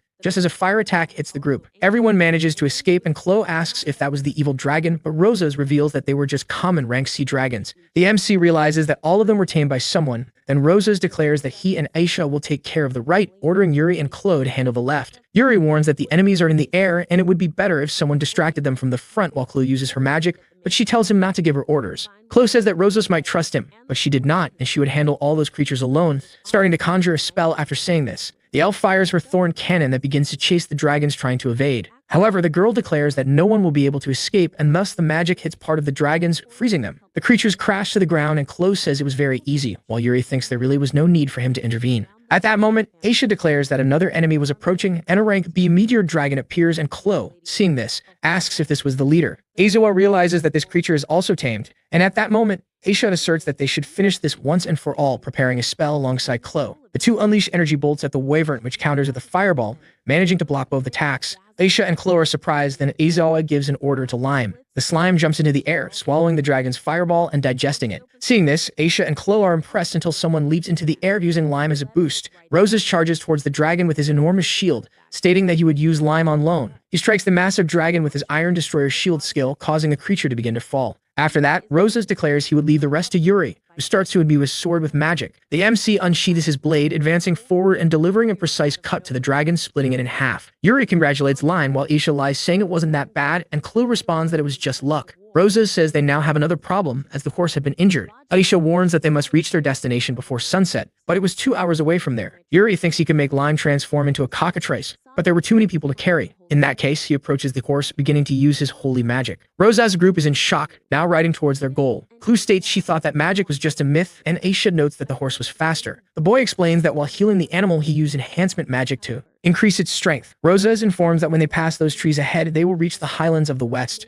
The group rides into the area until they notice that part of the forest was completely burned. Amidst that destruction, several monsters and animals have been burned, and Chloe and Aisha do not hold back their egos and start insulting those dead monsters. Roses ignores them and says that the magical energy is getting stronger and that monsters should be nearby, so everyone should stay alert. Clue retorts that the group had 1 rank A and 2 rank B, and no evil dragon would stand a chance against them. Until looking to the side, Yuri notices some dragon bones. Aisha questions if that was the evil dragon, and Chloe also asks if it died before they got there, but Yuri immediately realizes it was still alive. Roses orders everyone in his group to prepare, and at that moment, the rank A evil dragon rises. Everyone gets ready, and Roses declares that the creature was advancing, and at that moment, the dragon begins to roar, paralyzing everyone in the group. Yuri realizes that the dragon was using its roar to immobilize him and his group, and he's impressed by such an attack, while Roses questions what the hell that move was. Aizawa feels the pressure was intense, but not enough to completely paralyze him. Suddenly, someone appears at the top of the mountain claiming that, as he thought, the adventurers of this era are trash. Zark Potonov, the demon of number 230, comments that he never thought Yuri Aizawa would come to him on his own. Potonov tells Yuri not to get cocky just because he defeated Nero, as that guy was just a low number. Zark reveals that he is number 230 and Yuri is no match for him, ordering that the humans die,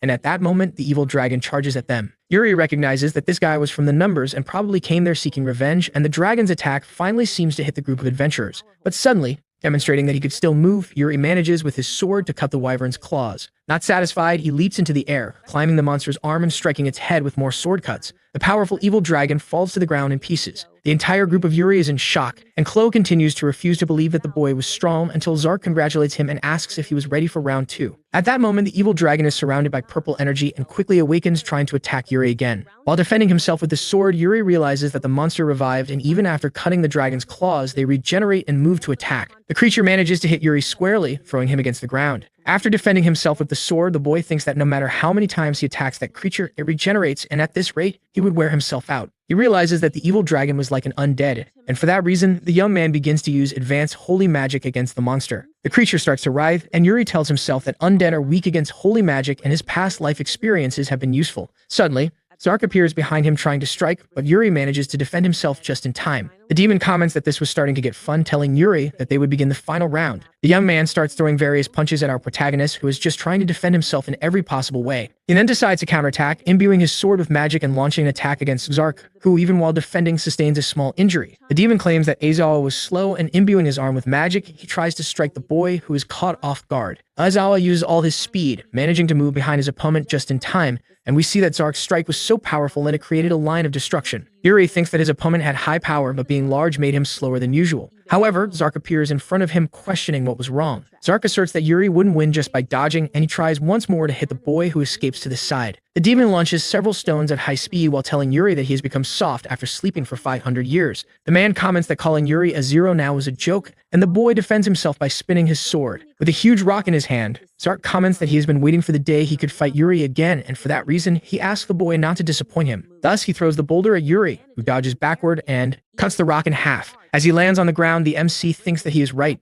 Just being defensive wouldn't work, and it wasn't good to continue fighting only with his sword. In other words, he was going to use that, so the boy asked Lime to take everyone in the group to a safe place, and the creature obeys, jumping off his shoulder. Potonov charges at his opponent, saying that Yuri didn't have time to worry about his allies and that the only one he cared about was Yuri. The creature explains that since Yuri defeated him 500 years ago, he has been perfecting his sword and has now acquired that impenetrable body. Therefore, he asks how Yuri felt about being pushed to his limits by the opponent he had defeated. The MC, on the other hand, will start using various spells and enchantments, creating a huge flaming spear. Zark, frightened, states that Yuri shouldn't be able to use anything beyond fencing, but the MC simply apologizes, stating that he doesn't remember much from his old times. At that moment, he launches his powerful strike against his opponent, who can do nothing but try to defend himself. Zark becomes extremely worried about the magnitude of that power, even claiming that he couldn't stop it and being thrown far away by the blow. As he burns in the air, the creature says he couldn't believe he was losing to someone like Yuri again. Aizawa sheaths his sword, then his powerful strike explodes in the air, eradicating number 203. The boys group, who is inside Lime, can't even believe it. Calmly, Aizawa thinks that apparently he was getting better at using magic than before. Roses congratulates the boy and explains that the evil dragon must have been enchanted with some ability,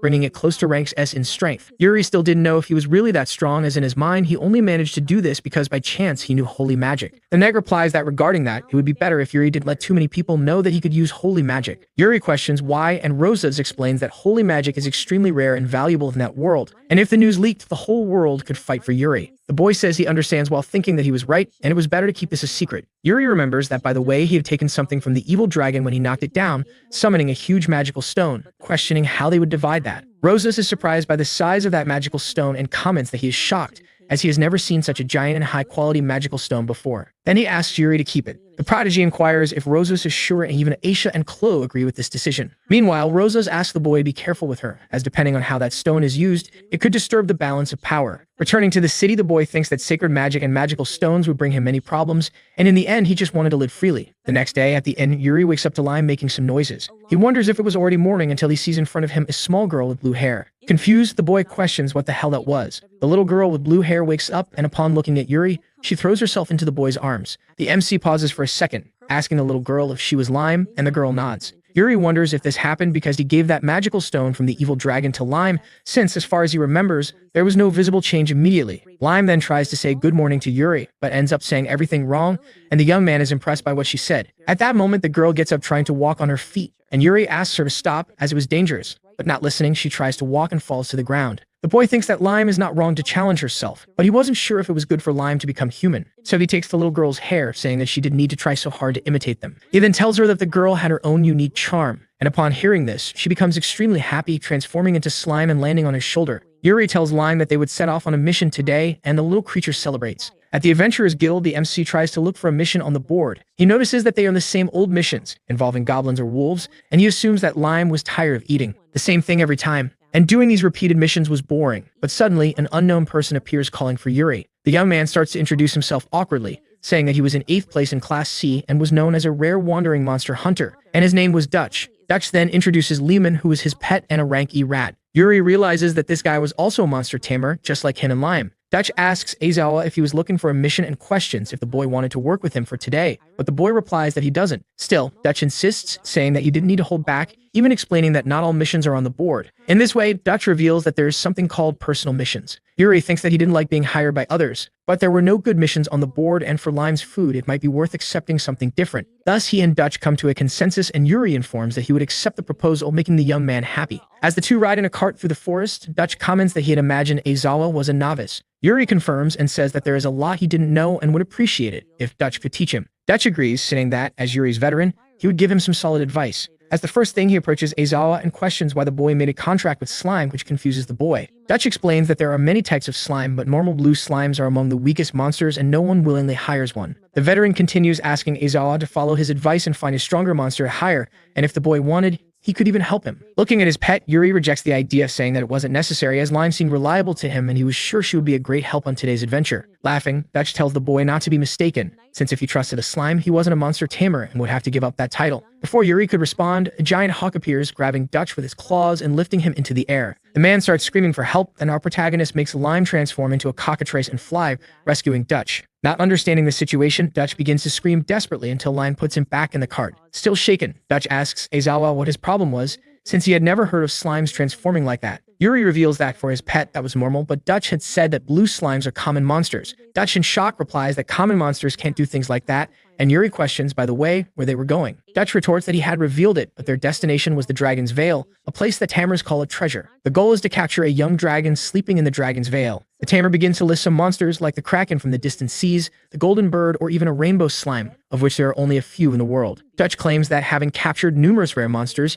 he eventually became known as the Wandering Rare Monster Hunter. Yuri, impressed, says that this was to be expected from Dutch and is proud to be able to complete a mission with someone so amazing. Aizawa questions why the boy was still ranked C despite his achievements, and nervously he replies that truly amazing people are not always recognized. Dutch explains that the dragon is very fierce, but now, during mating season, its strength has diminished and they could sell the young dragon for a good price. The man reveals that while they were talking, they had finally arrived, and that was the dragon's veil. He reports that to find the dragon, they would have to cross that cliff, so he throws Lehman while stating that it was the mouse's turn. The mouse manages to reach the other side, tying the rope to a rock so that Dutch can pass, and so the boy does, thanking his pet. Yuri tells Lime that it was good teamwork, and that they couldn't fall behind either. Aizawa notices that the wind was getting stronger and transforming Lime into a cockatrice, and flying over him could be dangerous, so the young man has an idea. Finally, Dutch reaches the other side of the cliff and turns to call Yuri, but as he turns, he sees the boy using Lime as a parachute and taking advantage of the wind. The MC then lands softly, thanking Lime for that, and the tamer tells Yuri that Lime really was strange. But looking ahead, Dutch notices some rank D kobolds. Dutch recounts that resorting to brute force suddenly wouldn't be smart, even if that was a way to control those creatures. However, the boy asserts that a true tamer is one who can defeat monsters with friendly communication. Aizawa thinks he understands, and that he gave a bit of jerky to Lime when he made it his pet. Drawing out a strange ball, Dutch declares that if he had special homemade dumplings, he could win over any monster, and Aizawa, seeing that, gets startled. Questioning if that was real food, Yuri mentions that if someone ingests that, they could easily get sick. Dutch throws it in the direction of the monsters, asking them to become his friends. However, the creatures smell the object and become angrier, charging at the adventurers. The tamer doesn't know what to do until our MC steps forward and defends against the attacks with his sword. Then, he stares down the monsters in a frightening manner, which scares the creatures. At that moment, he throws Lime in the direction of the kobolds, and the little monster splits into three, heading towards the beasts. Lime sticks to their noses and starts talking to the monsters, who seem to respond. Then they and Aizawa exchange a chat. Aizawa explains to Dutch that apparently the kobolds were expelled from their home by the dragon and the creature was just beyond that cliff. Dutch can't react, so then he and Aizawa proceed with Lime protecting Dutch from everything possible. They reach their objective, and irritated, Dutch asks what the hell that was, as they had finally arrived at the dragon's lair, but the entrance was blocked. Laughing, he comments that he would have to use his trump card,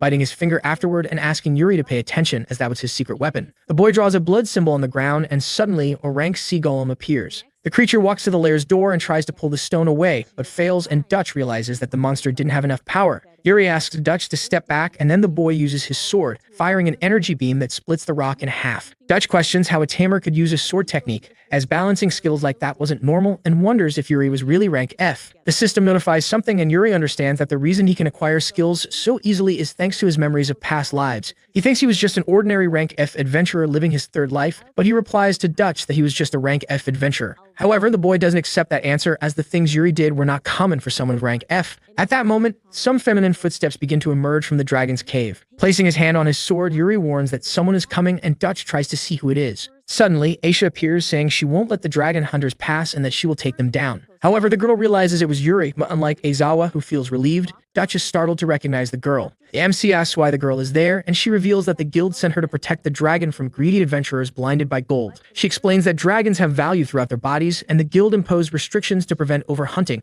which is why unauthorized dragon hunting is prohibited. She'd also blocked the entrance to keep suspicious adventurers out, but she didn't expect Yuri to show up and break through. Yuri responds that he came there to collect an egg, and Aisha reveals that she hasn't heard any report from the guild about this, but the girl notices something as she sees Dutch getting away. The young girl asks Aizawa if that old man convinced the girl to do this, explaining that there are suspicious dragon hunters like Dutch. Irritated, the man shows his license, stating that he is a legitimate adventurer, until Aisha recognizes him as Dutch, the braggart. Yuri is confused, and Aisha explains that he is a troublemaker who reached rank C by lying about his heroic stories and exploiting clueless novice adventurers. Aizawa thinks that Dutch's heroic tales must have been impressive, so he asks if everything Dutch said was a lie. The old man kneels, apologizing for deceiving Yuri and revealing that he has turned over a new leaf, even asking the boy to believe him. Aisha tells the MC to forget that man, but Yuri reveals that Dutch taught him things he didn't know, and he doesn't think that person is bad. However, Aisha and Yuri notice something, and the girl tells Dutch that they will deal with that later, while Yuri draws his sword. Yuri tells himself that they are surrounded, as we see several adventurers hiding behind rocks,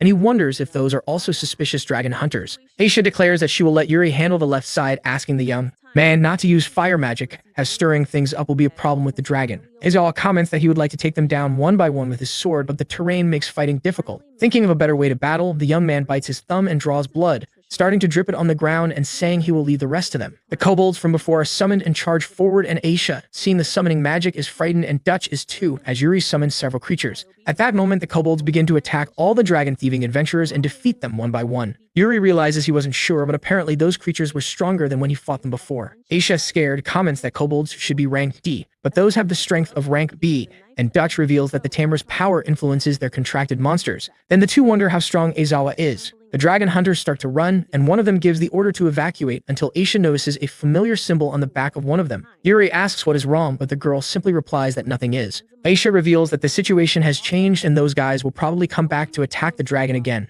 That's why she's going to enter the cave, questioning if Yuri will help, and the young man agrees with Dutch also accompanying them. Aisha tells Dutch to make sure not to anger the dragon, as a rank C adventurer wouldn't be able to handle it, and the man agrees. At that moment, the group goes deeper into the cave, encountering a majestic rank B white dragon. Seeing the dragon's eggs, Dutch declares that he has spotted his treasure, starting to run towards it. As he climbs, Dutch states that fleeing now would tarnish the name of a rare monster hunter, and that he will grab his treasure and get out of there. But suddenly, a strong presence haunts him, and upon facing the dragon, Dutch is terrified. The young man falls from the nest, and Yuri realizes that the dragon has a terrible bloodlust and that aura is the strongest he has felt since his reincarnation in this world. Dutch asks Aizawa to help him grab that egg and escape. Then our protagonist walks up to the front of the dragon, staring at the creature. He apologizes and tells Dutch that he cannot cooperate with him after everything, and Dutch asks if he is scared, since their treasure is right in front of him. Yuri reveals that he now understands that even for monsters, their children are more important than their own lives, and that is why taking the egg without permission was unacceptable. He turns around, apologizing to Dutch, and at that moment, the dragon returns to rest on its nest until suddenly, something hits it. The creature awakens furiously, leaving everyone in the group startled. Dutch wonders what that is, but quickly everyone in the group realizes they were dragon hunters. The three wretches charge to attack the dragon once more, with Aisha and Yuri preparing to protect it. Suddenly, another dragon hunter appears, telling Aisha that it had been a while since he last saw her. The young man claims that finding Aisha there must be fate, and she recognizes him as Anges.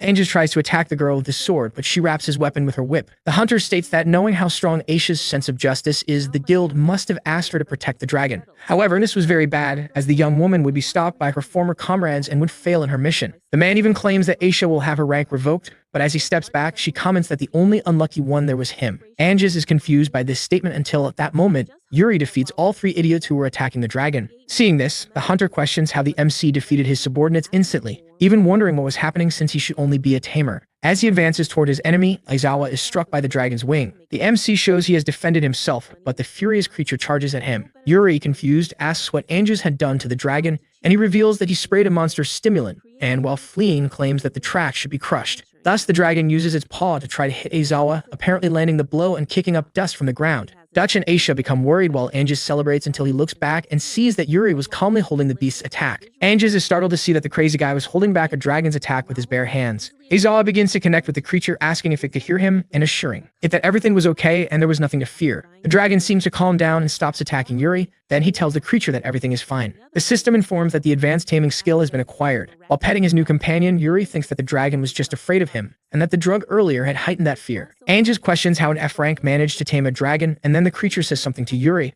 understanding that the being was filled with hatred for that hunter. Yuri replies that if that was the case, he would leave the rest of the monster, and at that moment, the boy uses his magic to awaken the dragon's hidden power. Now surrounded by a golden aura, the creature charges at Anges, who is frightened. It grabs his enemy with its mouth, lifting him up and throwing Anges far from that cave. While Yuri talks to his new pet, asking if it was feeling well, Dutch is shocked that that guy managed to get a dragon as a servant. Aisha mentions that once again Yuri took everything for himself, also saying that she would ask the guild to reward him. He questions if the girl was right about that, and Aisha confirms, as Yuri saved the dragon and even punished Anges for her. The MC wonders if that was right, since Aisha seemed to know Anges, and she explains that they were both comrades in their rank C days. They used to compete to see who would advance to rank B first, and because of that, after she was promoted, Anges began to commit crimes and do wrong things. As a result, his license was revoked and he was expelled from the guild, and after saying this, she declares that Anges was an idiot. Aisha asks Yuri if he knew where the adventurers who fell into darkness end up. She explains that it is in the Sub-Guild, a dark organization that employed adventurers who had their licenses revoked and who committed crimes. The girl also says that Yuri is strong and kind, but sometimes it feels like she's looking at a newborn baby, as he is deceived by all kinds of people, and he knows nothing about the world, and his knowledge and mindset are still at the F rank level, and if the boy continues alone, he will end up like Anges. Aizawa thinks that this was a harsh criticism, but Aisha was right, as it has only been half a year since he reincarnated in that world. Aisha explains that there will be another training session next week and Yuri must participate, as she will help him train his mind. In the guild training, Aisha greets the fools and explains that today the Grand Aisha will train them all again, and the adventurers remain silent. The prickly one questions if everyone is ready as she's about to start, but Arnett interrupts, commenting that there are only 5 of them there and last time there were about 10. The girl then reveals that, in fact, those 5 were the only ones left. She informs that in just 1 month, 3 died and 2 voluntarily returned their badges, which leaves Arnett shocked. Aisha even comments that having half of the newbies survive for a month was actually good. Yuri, seeing how dangerous it was, comments that you can never let your guard down even after becoming an adventurer. The trainer explains that being an adventurer is not as easy as everyone thinks, and she orders all 5 of them to stay vigilant. Then the girl declares that they will begin, and today's training is garbage collection. In the city, we see the 5 adventurers collecting some trash, and 2 of them start to freak out, wondering why the hell they had to do this. In a flashback, Yuri remembers Aisha telling him that something critical was missing in the boy, and he should realize it for training. While quickly picking up trash, Yuri mentions that he doesn't intend to fall into evil as Aisha fears, but he doesn't know how to ensure that, and for now, he will just obey orders. Arnett says that Yuri is impressive, while the boy just thinks he never noticed before, but when you look closely, you see trash everywhere. At that moment, a child passing by with his mother asks her what that guy is doing, and Yuri quickly replies that he is just picking up trash. The boy questions why Aizawa was doing this, and he reveals that it was adventurer training, which excites the child. The child states that this is really cool and he will also help the adventurer. Then Arnett appears asking the boy if he wants to clean the city with them. Thus, the girl starts cleaning with the child, who is very excited. Yuri, seeing this, thinks that the more hands, the better, and he should finish this quickly. The people around are surprised by Yuri's speed, and everyone is impressed with him picking up trash. Suddenly, all the citizens feel inspired and start helping Yuri clean the city. Aizawa seems confused as out of nowhere people started gathering, and Aisha appears saying that things are going well. Yuri comments that for some reason the townspeople started helping, and all they did was pick up trash. Then Aisha reveals that it was about this, as Yuri's sincere actions touched the hearts of the people around him. She explains that Anges had a remarkable talent but chose the path of evil, and if you only think of your own gain and disregard others, you will pay the price. But if you act with sincerity and dedication, people will gather around you. And when you are about to stray from the path, your companions will bring you back. And she hoped you would understand this, and the boy seems to comprehend and agree, as he got this far as an adventurer thanks to the help of the people he met. The boy helping Arnett starts to go to a corner, saying that the trash-collecting adventurer is here to save the day, until he bumps into someone. A bully notices that it was an annoying brat who bumped into him, ordering the boy to watch where he's going. The bullies start mocking the boy, saying he was trying to imitate an adventurer and dreamed of being a rank F garbage collector. Moreover, he drops his cigarette on the ground while telling the child that he will pick up trash forever. Suddenly, Yuri appears there pointing at the cigarette and saying that the jerk dropped that. Yuri also says they should throw it in the trash, and the jerks come back questioning Aizawa if he wants to fight and what his problem is. The bald one states that they were giving the kid a lowly task to do and he should be grateful, as picking up trash is all a rank F knows how to do. The mohawk guy charges at Yuri, calling the boy an Ibia and telling him to pick up the cigarette himself. Aizawa crouches down, dodges his opponent's attack, collects the cigarette using fire magic to light it again, and throws it in the face of that bully. To conclude the fight, he throws both idiots with wind magic towards the trash can. The MC says it was for those fools to learn from this and stop throwing trash on the ground, and they apologize. The child, seeing this with shining eyes, states that the adventurers were really cool. Night falls over the forest and time passes. In a dark cave, Anges asks someone to wait as he was going to try to take the dragon's heart, immediately pleading for this hooded figure to spare his life. The young man even claims he would kill that cursed adventurer Yuri Aizawa who crossed his path. The hooded figure says Anges didn't need to hand over the item as he would give the young man another chance. Thus, he snaps his fingers, asking Anges to make sure to kill Yuri. At that moment, the young man begins to undergo a demonic transformation, and seeing this, the hooded figure states he didn't think he would find Yuri so soon. Elsewhere, someone tells Yuri that they would like to ask something, and he questions Rosas about why the young man had called him there. Rosas then reveals that the request was about a rank and mission concerning the subjugation of the Ogre King. The man explains that a few days ago an ogre appeared in the village of Moron, terrorizing the villagers. He was much larger and more violent than a normal ogre, and an rank adventurer from the neighboring town went to subjugate him but ended up defeated. Rosas reveals that it was determined that this would be a superior variant of ogre, the Ogre King, and normally he would go, but he was busy with other matters and could not attend. So it fell to Aizawa, and he had even reported this to the guild and received special permission, as the one who defeated the evil dragon was the best candidate to go. Yuri seems to hesitate, thinking he was getting involved in another complicated problem, but he agrees, thinking this would be Lime's next meal. In the middle of the forest, Yuri arrives at the village of Moron, commenting that it seemed to perfectly blend with nature. Suddenly, the boy notices someone there, recognizing Phil. Arnett asks why her partner is there, and he explains that he accepted a guild mission to subjugate the Ogre King, questioning back if she would participate as well. The girl replies no, and that, in fact, she just returned home, as the village of Morom is her hometown. Phil reveals that he could not accept that mission, but he would not just sit idly by while that happened in his hometown, and he wanted to do everything he could. The girl says that with Yuri there, she felt at ease, but suddenly some object flies towards him, hitting him. Seeing that he was hit by a strange object, Yuri wonders what it was, and Arnett seems to recognize who threw the thorn. At that moment, we see Arnett's grandmother, Hilda, saying that they didn't need a fragile outsider like Aizawa there. Phil then asks his grandmother to stop that, and upon recognizing her, the girl questions what she was doing there and calls her inside. Climbing the stairs, Arnett comments to Yuri that her family was not exactly ordinary, and so the boy should prepare himself. Already in the residence, Hilda apologizes for earlier, commenting that Yuri was impressive for defending himself from her thorn. The grandmother asks Yuri if he was Phil's boyfriend, and the girl panics trying to deny it. Yuri feels offended, thinking he was not a good person, but Phil responds that he was indeed, and Hilda just laughs, saying she had already imagined that. Changing the subject, the grandmother explains that she can guess why she returned to the village, since Arnett probably saw the mission she sent. Hilda states that even if it is for the village, it is impossible for Phil to complete that. The young woman tries to deny it, but her grandmother responds that she knew about the legend of the Oni god,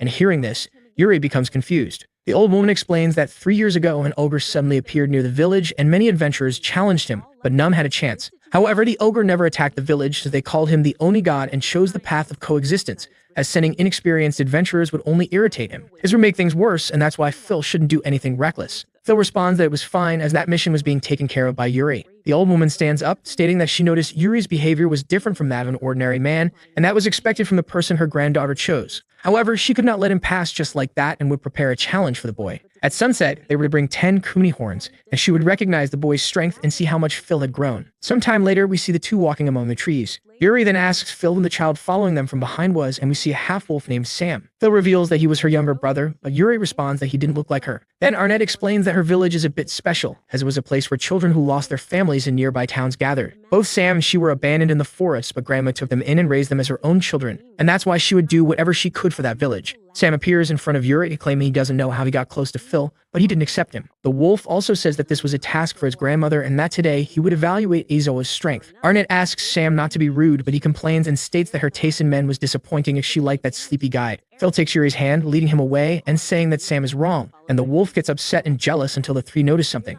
Arnett asks if Yuri noticed, and he replies that yes, as they were surrounded by kumis. Sam, convinced, says that the creatures appeared and he was excited to see how those weaklings fight, until Aisha and Yuri charge in, defeating several of those monsters. After all the enemies are defeated, Yuri turns to Sam, asking if he accepted him now. The wolf jumps to the ground, responding that this was to be expected, and that there would be many more strong enemies in the village until suddenly transformed Anges appears. The protagonist saves the boy using his ice magic to block Anges' attack. He throws Sam to Phil, asking the girl to take care of him, and then saying that he would deal with that monster alone. Anges breaks the ice attack made by Yuri and starts calling the boy's name. He tries to attack the MC once more, who dodges while wondering how the devil knows his name. Aizawa manages to land an attack on the creature with his sword, cutting its shoulder and chest. Sam, seeing this, states that the boy was amazing. The wolf asks if the adventurers from the city are always strong, and Arnett replies that Yuri was simply special, and at that moment something happens to Anges. Returning to a semi-human form, Anges calls the MC's name once again, and the boy seems to recognize him. The monster then falls defeated to the ground. Seeing that someone had the ability to turn humans into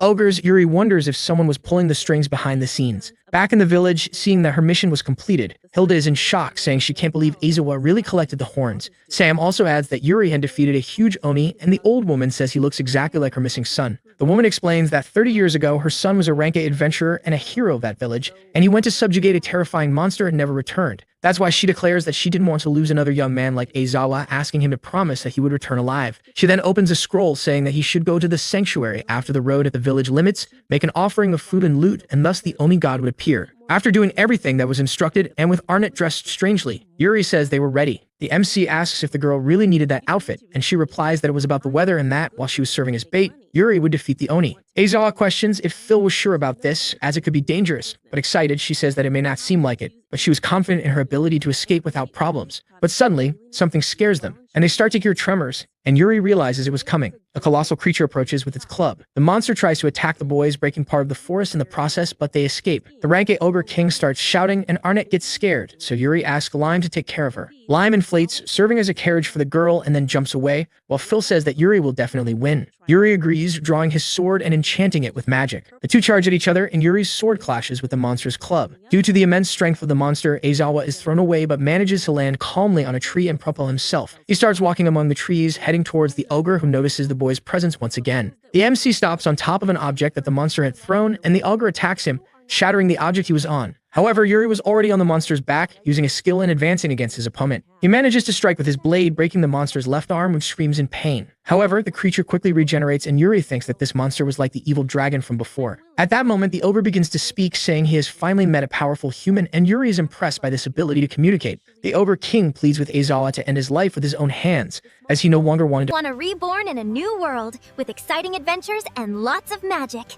And don't forget to hit that like button and tell me in the comments what you think. hurt anyone. Yuri is confused. Then the ogre reveals that he was human, but was transformed into a monster and controlled by magic, and he did evil deeds to the adventurers who came to defeat him. For this reason, the ogre begs to be finished off before losing the last fragment of humanity he has, but suddenly he goes berserk and charges at Aizawa. Aizawa agrees, using his sword to sever the ogre's arm and launching himself into the sky. Then he states that he will fulfill the ogre's wish, advancing towards him and plunging his sword into his chest. Before falling, the ogre king thanks Yuri, calling him the strongest. As he turns back into a human, an earring falls from his ear. Yuri then realizes that the earring is very similar to the one held to war, and perhaps that was the girl's son. Before he could think about it, a horned person appears, trying to attack Aizawa. The stranger states that to react immediately and avoid the attack on his vital point, Yuri was truly impressive. She then introduces herself as Gili Potonev, number 66, and informs that she was there to reward Yuri for taking care of her younger brother, Zark. Aizawa says he suspected the magic was similar, but now he understands why, since Zark was that girl's brother. The girl explains that the ogre king Yuri defeated was her greatest masterpiece, and there was a human who swore to fight for his village, and for that reason she transformed him into a monster. It was ironic that the one who was supposed to protect the village became a beast that attacked it. Charging a powerful black attack, Gilly states that Yuri has humiliated the numbers long enough, and this was their end. After creating a lance of black magic, she throws it while saying that now Aizawa will know the weight of his sins, but he just stands still. Yuri defends himself and realizes that this was cursed magic, and that it was charged with vengeful spirits of the humans Gilly transformed into ogres. After stopping the lance, the young man acquires advanced curse magic. Gilly, transforming into an abomination, says that this is what she expected and now wanted to see more of Aizawa's strength, as she would crush him at his maximum. After taking on an even more demonic form, she touches the ground and black smoke covers the entire area. Then, as she advances towards Yuri, she asks what it feels like not to be able to move, and Gilly even claims that in that darkness, he could do nothing. But at that moment, the boy uses his reverse curse ability, blocking the girl's attack and tearing off her arm in the process. Even so, Gilly does not give up, jumping into the sky and charging a ball of energy, launching it at Aizawa and sending him to burn in the fires of hell. However, the MC retaliates with his advanced fire magic, which pierces through Gilly's magic and creates a massive explosion that spreads throughout the forest. Falling defeated, the demon cannot believe it, and Yuri appears in front of her with a cursed lance, saying that she murdered and toyed with innocent humans. Therefore, the one who should be judged was her, launching his attack next and punishing Gilly for all her sins. Sometime after returning to the village, Hilda could not believe that Yuri had truly defeated the Oni god. She comments that Phil was right and that the boy was indeed extraordinary. Then Hilda asks Yuri to take care of Phil from now on, and seeing him agree, she feels embarrassed about it, creating an awkward moment between the two. Arnett asks Yuri if they could go, and at that moment the boy notices Hilda's earrings. He extends his hand, saying he has something to give to the grandmother. The young man explains that this was something the Ogre King dropped, and no matter where Hilda's son was, he was sure that the boy fought for that village. Upon recognizing the earring, the girl starts to cry and thanks Yuri, who soon leaves with Arnett. The girl expresses her gratitude for everything and for him not telling the truth to her grandmother. Then Yuri asks if Phil saw everything, and she replies that yes, she was watching the fight from afar with Lime. Yuri reveals that he lied because he couldn't bring himself to tell her the truth, as it seemed too cruel. Phil reveals that he likes gentle lies and that Yuri's lies saved her grandmother and her child. Moreover, there are lies that should be told and those that shouldn't. And Yuri simply responds that he hopes the girl is right.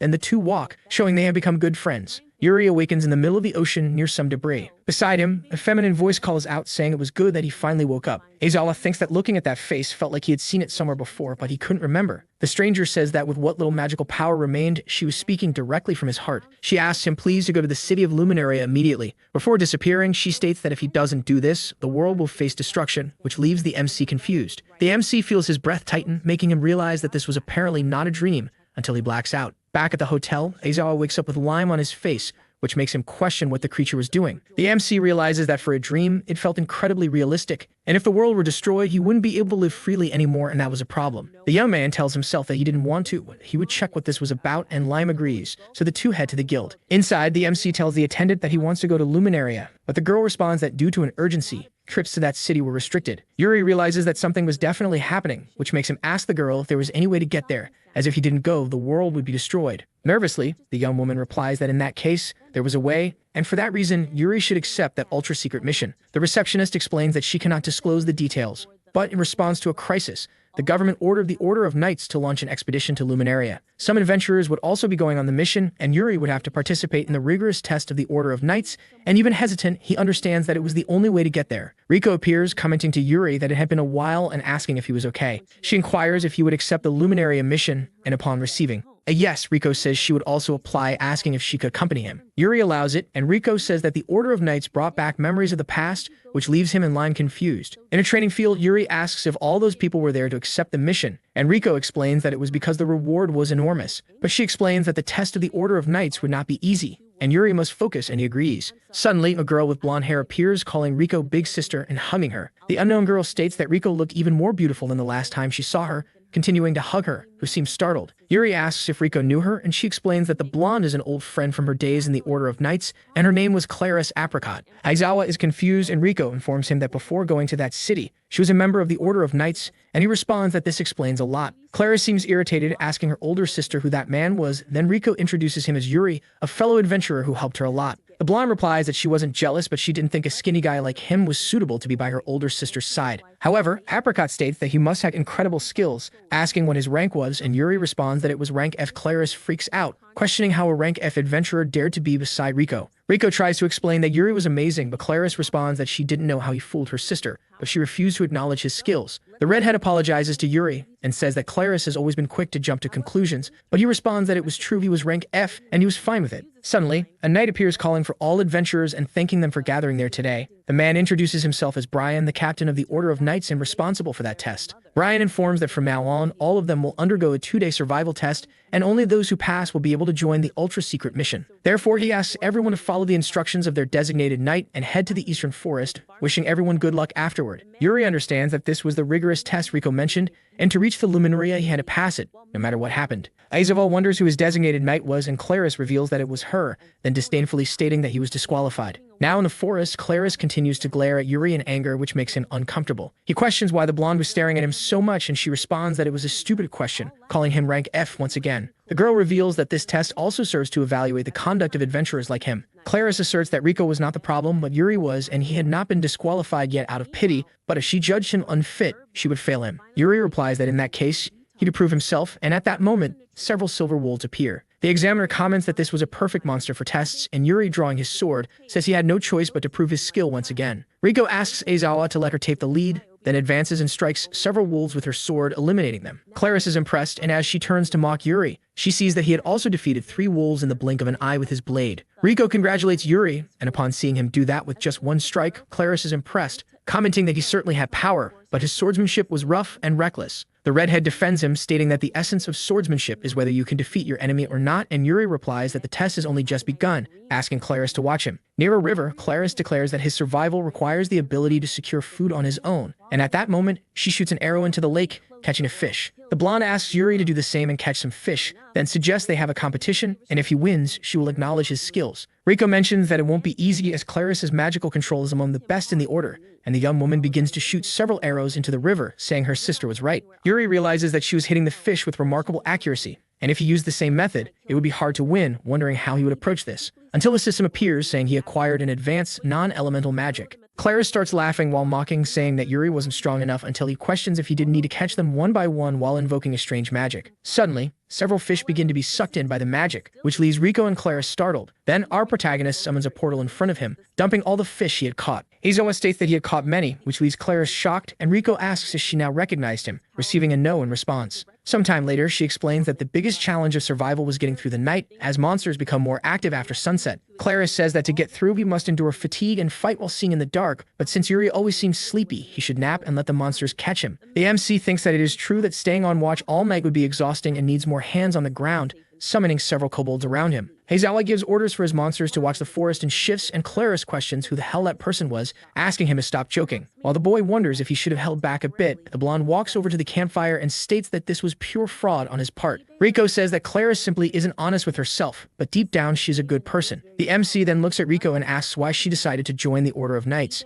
Riko replies that it wasn't for any specific reason, as her family has been knights for generations, so it was natural for her to become one too. Yuri questions why the girl left the knights to become an adventurer, and she hesitates to answer, apologizing and saying she would go to sleep early to wake up well. Aizawa notices that she avoided the question and Riko seemed a bit lonely, which makes him look at the campfire where Claris was sitting. The boy explains that Wankichi, his monster, and the others are on watch and Claris could rest, but she calls him ridiculous and says she was the supervisor there. Moreover, she comments that she doesn't fully trust his abilities and would protect herself, and Yuri thinks that gaining her trust would take some time. Then he sits down asking how she and Riko met, and the young woman suddenly feels uncomfortable with this question. But Aizawa reveals that Riko said he knew the blonde well, and that's why he was curious to know what their lives were like in the Order of Knights. The girl feels happy that Riko said this, deciding then to tell Yuri and affirming that this was a good opportunity to teach about her sister's kindness. While Riko slept, Claris said she would tell a special story, a tale from her and her sister's time in the Order of Knights. Claris explains that when she was young, she was attacked by monsters and lost her parents right before her eyes. The beast that tore her family apart came to finish her off. However, at that moment, the Knights of Luminaria saved her life, defeating the bear. As a child, she thought she wanted to become a knight who could also protect someone. After that, Claris was taken to an orphanage where she dedicated herself to perfecting her sword skills and eventually was admitted to the Knight Academy. However, what she expected did not come true, and the reality was far from her dreams, as most who became knights were from rich and famous families. The rest were those who barely passed the rigorous entrance exams, the so-called shame group. Among them is someone from an orphanage. She was an especially unusual presence in the academy. And amidst the bullying from those jerks, Riko appeared and saved her. One of the jerks questions who she was, and Riko orders the scoundrel to be ashamed, stating that he was Riko Grands and his motto was to help the weak and destroy the strong. Claris says that from that moment on, she decided to follow her older sister for the rest of her life, and she is the true knight, the one who stands by to protect everyone. Yuri states that he realized Riko had always been looking out for him and caring, and now he understood the reason for that. Claris comments that this kindness is exactly what makes dark people like Yuri try to take advantage of her, but he responds that he wasn't doing that. The blonde mentions that no matter how strong he is, just swinging his sword recklessly and unleashing a powerful move won't make him a good fighter, since someone who cannot wield their sword correctly could not be recognized by her nor worthy of the Order of Knights.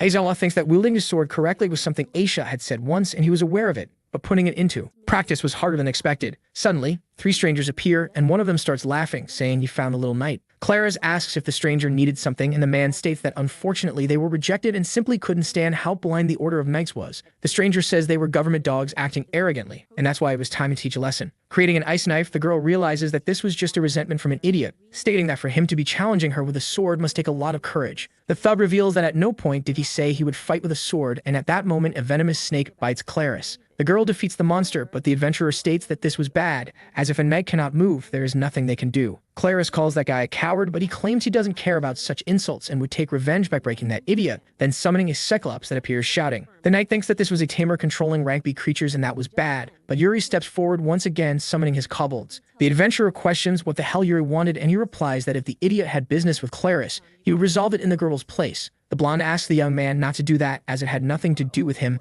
and this was her fight. The tamer says that the MC has no place there, and people like Claris keep acting as if they were high and powerful, but always end up regretting it. Since even a monster that would never obey anyone kneels before him, then the Cyclops tries to attack Yuri. However, the MC remains still, apparently taking the attack. We see that Aizawa had defended the club with his bare hands, and he begins to analyze the monster. Yuri realizes that the Cyclops was being controlled by a magical curse and was forced to obey that guy, which must have made him suffer. The young man uses the reversal of the curse, saying that from now on the Cyclops was free to choose whatever he wanted. The creature awakens from the magical control, turning around and starting to scream at those who harmed him. He begins to chase the adventurers, and seeing this scene, Claris feels like she's back in her past when she was protected by Riko. Yuri turns to Claris asking if she was okay, and the blonde girl becomes emotional. Claris tries to act tough by getting up, but ends up feeling weak, and Yuri notices that the poison was spreading through her body. For that reason, he sends Lime, saying he was counting on the little monster, and then he starts to suck the poison out. Aizawa asks how Claris was feeling, and the girl responds that she felt incredibly well, even better than before. Yuri replies that this was good, and Claris asks why the boy saved her since she had dismissed his ability. The MC reveals that if something happened to Claris, Riko would be upset. Never neglecting others and always living honestly and seriously was what he learned in his adventurer training. Claris responds that she never thought she would be the one to receive a lesson, and it's frustrating, but Aizawa had passed the test, and they should go together to save Luminaria. After hearing everything that happened yesterday, Riko is surprised, saying she didn't expect them to get so close while she was sleeping, and Yuri is really amazing. They finally reach the edge of a cliff, and Aizawa asks if this was the meeting point. Mounted on a flying dragon, Claris calls for Riko and apologizes for keeping them waiting. After Claris lands, Yuri asks if they were going on that wyvern, and the girl confirms, as Luminaria is a great nation beyond the Eastern Sea, and traveling by carriage would take time. The three then climb onto the majestic creature and begin heading towards Luminaria. Sometime into the journey, Riko comments that no matter how many times she sees that view, she would be impressed. Yuri questions if they couldn't fly a bit faster, and Claris, irritated, says that this was impossible since that dragon is made for only 2 passengers. And if Yuri was complaining, he could jump and swim there, so she and Riko could continue alone. and he does as told, jumping off the wyvern. The two girls are startled until they realize something was coming their way, and a black rank B dragon appears. The monster scares Claris' wyvern, causing Rico to fall into the sea while the MC summons the dragon he had previously tamed. The white dragon appears, biting the neck of the other and saving Yuri and Rico from the fall. Aizawa jumps from his mount, charging at the black dragon and slicing its neck with his sword, while saying he was in a hurry and didn't want anything in his way. After that, he and Rico fly on the white dragon called the Sky Dragon, which leaves her once again impressed with Yuri's abilities. Claris wonders who that guy was, as even among the veteran Dragon Knight commanders, very few can command a Sky Dragon. Yuri then declares that they would speed up, and thus the white dragon takes off at high speed, and Rico comments that that creature was amazing. Claris feels jealous until the redhead realizes that she could now see the city of Luminaria. Yuri notices that Luminaria is a beautiful city by the sea, and for that reason, he wonders what could be happening in such a peaceful place. The residents of Luminaria at the Dragon Port are startled to see that flying monster approaching. One of them asks if that creature belonged to Yuri. Upon receiving confirmation, the man states that he had never seen a sky dragon before. The young man apologizes and informs that the dragon was too big for one of their stables, and Yuri replies that it was fine, thanking his pet and making it disappear. Everyone is impressed, and Claris, feeling jealous, starts to get him out of there, saying they are there to complete a very secret mission and must avoid attention. She informs that Luminaria was built with waterways that perfectly blend the city with the sea, and that's why it's called the City of Water. While the young woman explains more about the city, Yuri looks to the side, noticing the statue of someone familiar, and Rico questions what he is doing. Seeing him looking at the statue, she explains that it is the water priestess, Lady Aqua, and long ago it was said that she founded Luminaria and was the symbol of the city. Yuri finally realizes that the girl resembled the person he saw in the dream. 10 kilometers east of Luminaria, at Lake Elise, we see a cursed energy dome. A young man with horns asks the person in front of him if she is willing to tell everything she knows. Aqua merely questions what he was talking about, but the demon says he already knew she used magic to contact someone, and it was useless to pretend to be dumb. Holding the young woman's chin, Serial comments that even if she does that, no one would save her. One of his subordinates appears, telling Lord Serial that he has urgent news, as one of the black dragons patrolling the sea was taken down by an unknown force. Aqua immediately realizes that this was the work of Aizawa and that he had come, and Serial understands who was to blame for this. Serial informs his subordinate that he was no longer needed, thanking him for the report, but destroying the man and turning him into black energy. Aqua questions how he can do that to his own allies, and the Lord reveals that they are nothing more than sacrifices and fuel for his dark magic. At that moment, he envelops his hand with dark magic, launching it at Aqua and making the woman scream in pain. With Aqua unconscious, Serial asserts that it doesn't matter who comes, he will erase them with his own hands, revealing that he was number 4. Elsewhere, Claris declares that they have arrived and that this was the headquarters of the Knights of Luminaria, also known as the Silver Shield. As they explore the place, the girl states that their order is named after the Silver Guardians, who serve as a shield to protect the people. Yuri notices that it was more beautiful there than at the Adventurers Guild, and Claris then thanks Lord Marius for waiting for them. Then we see a bearded mage congratulating the brave knights for being there. The man also tells Rico that it has been a while since he saw her and is happy to have her there, also congratulating Claris for her good work. While the two are bowing before Marius, Yuri questions if that old man was really that amazing, and at that moment the girls start to argue with him. Claris says he was a court mage and one of the strongest in the world, then asking Marius to forgive Yuri, but he replies that it was alright. Analyzing the MC, Marius sees that he had a flexible, strong, and unwavering aura, and seemed young, but his skill in both magic and sword must be formidable. It was as if he were in front of a legendary sword master and great mage, which is why the Lord questions what the name of the adventurer was, who soon introduces himself. The old man retorts that Yuri might be the person he has been searching for years, explaining that he sought strong individuals who are not bound by common sense. Aizawa thinks he didn't know how powerful a court mage was, but now that he was close to one, he could say that Marius was the strongest person he had ever met. The mage decides to skip the nonsense and says that Yuri would accompany his order of knights to investigate the singularity that was currently threatening the kingdom. He explains that the singularity refers to an area contaminated by powerful dark magic, and a few days ago one was detected 10 kilometers east of Luminaria. That area was declared forbidden, and they sent an investigation team from the order, but the team realized they could not handle it alone. Therefore, they sought adventurers willing to help with the investigation,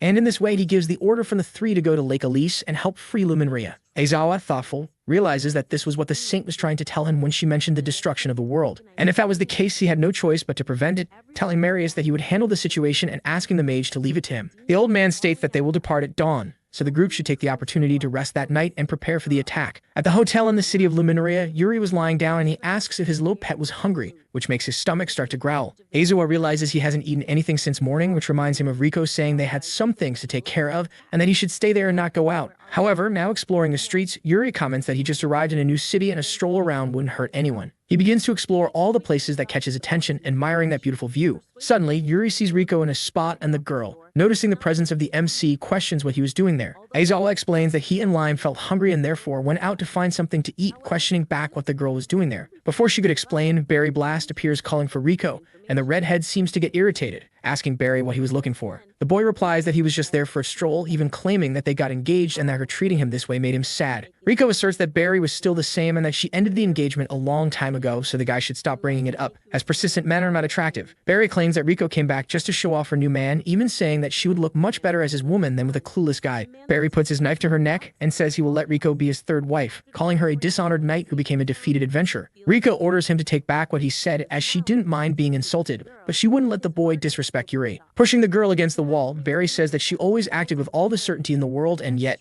every time she was defeated by him, and she knew better than anyone that she couldn't beat him. Ordering the redhead to recognize her place, Yuri, about to put his hand on his shoulder, states that Barry was the one who should know his place. However, he reacts by turning and trying to kick the MC in the head. Izawa easily dodges and counters, hitting the jerk's supporting leg. As he was about to fall, Barry uses his hand to support himself on the ground and land, while realizing that Yuri was one of the adventurers who would join the mission tomorrow. He states that he will join as well, and that it would be better if they got along while there was still time. Barry and Izawa face each other, ready to start a battle. However, Barry turns around saying he was just joking, as he had no time to waste intimidating weaklings before a mission. But if Yuri gets in their way even a little tomorrow, he would kill the boy. Yuri questions if someone like that should be a knight, and Riko replies that even being a jerk, he was skilled. The MC realizes that he certainly seemed a bit frivolous, but those were quite refined moments. Riko remembers that Yuri had asked why she abandoned the knights, explaining that that guy was one of the reasons, and as he realized, Luminaria was her hometown. Her father was a knight whom everyone respected, but when she was young, he died in battle. The girl says she hated being alone, so she went with the flow and became a knight, but her future and even who she would marry were things decided by other people. And living like that was suffocating. Her desire was to live freely, becoming an adventurer in the process, but she didn't know if that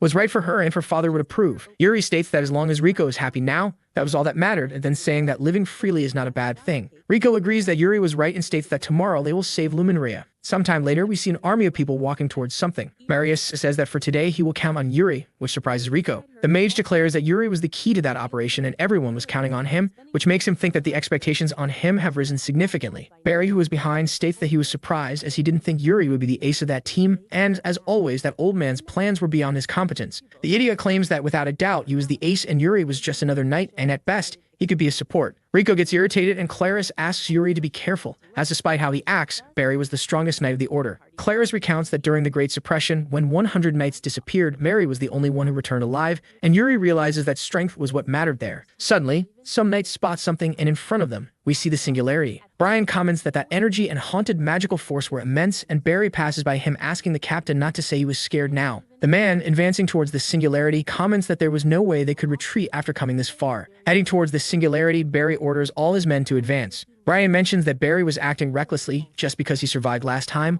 but Marius comments that his boldness was raising everyone's morale. Riko tells Yuri that they should move, so the two enter the singularity. There they realize that there was a large purple energy that looked like a black hole. The redhead mentions that the atmosphere there was unsettling, and Yuri states that that land used to be fertile, but now it was completely barren. The knights notice some black goblins arriving, and the creatures begin to slaughter part of the order, which is startled by their strength. 3 of these creatures charge at Aizawa, who manages to slice them apart in an instant. Marius also proves to be powerful, creating a fire hurricane, destroying some creatures and ordering the rest of the group to finish off the remaining ones. Barry seems to feel jealous of Marius, saying that he is meddling where he wasn't invited, and at that moment, more possessed creatures appear. One of the knights says that the monsters kept coming, and Yuri realizes that the number of monsters possessed by this magical force was high, and that was the effect of the singularity. A soldier says they couldn't continue like this and should retreat, but Barry grabs the boy by the neck, calling him useless and cowardly. Outraged, Barry throws the soldier away, saying that it was punishment for questioning him. Then the soldier rolls until he reaches an edge, and we see that there was a giant hole made by some enormous ants, and he was about to fall inside. However, Marius casts a round spell that saves the soldier and makes him float. The man thanks Marius for the help until, looking back, the old man sees Barry attacking him from behind and throwing him into the hole. Before falling, the mage questions what the hell Barry was doing, and seeing this, everyone around is in shock. Marius begins to fall towards a giant ant that had dug the hole, and seeing this scene, Barry bids farewell to the old man, saying he was no longer needed. The mage is apparently devoured by the ant, and while laughing like a madman, Barry says that even a court magician was eaten and he was useless now. Claris shoots magic arrows at the boy while questioning if he had lost his mind, but the man merely defends himself from the attacks. Brian and Riko charge at the young man to prevent him from doing more madness until an explosion occurs. Suddenly, the monsters around begin to be absorbed by Barry, who unleashes a blast of black power that repels Riko and Brian. The two manage to land, and Riko, while looking at Barry taking on a demonic form, questions why he was like that. Barry, half-demon, comments that he could now feel the power surging through him. The madman says that a world that doesn't happen the way he wants is just trash. He flies into the sky with his black wings and begins to charge a spell while saying he decided to live freely, without being obligated by anyone. Thus, the fool fires a ball of black energy that hits the ground and sends several knights flying. The black dust from the magic begins to spread, weakening and paralyzing a good part of the order. Barry questions why those humans are so weak, even claiming that just thinking he was one of them made him sick. Before the fool could say he would kill everyone, a green attack heads his way and he barely dodges, getting a cut on his cheek. Yuri,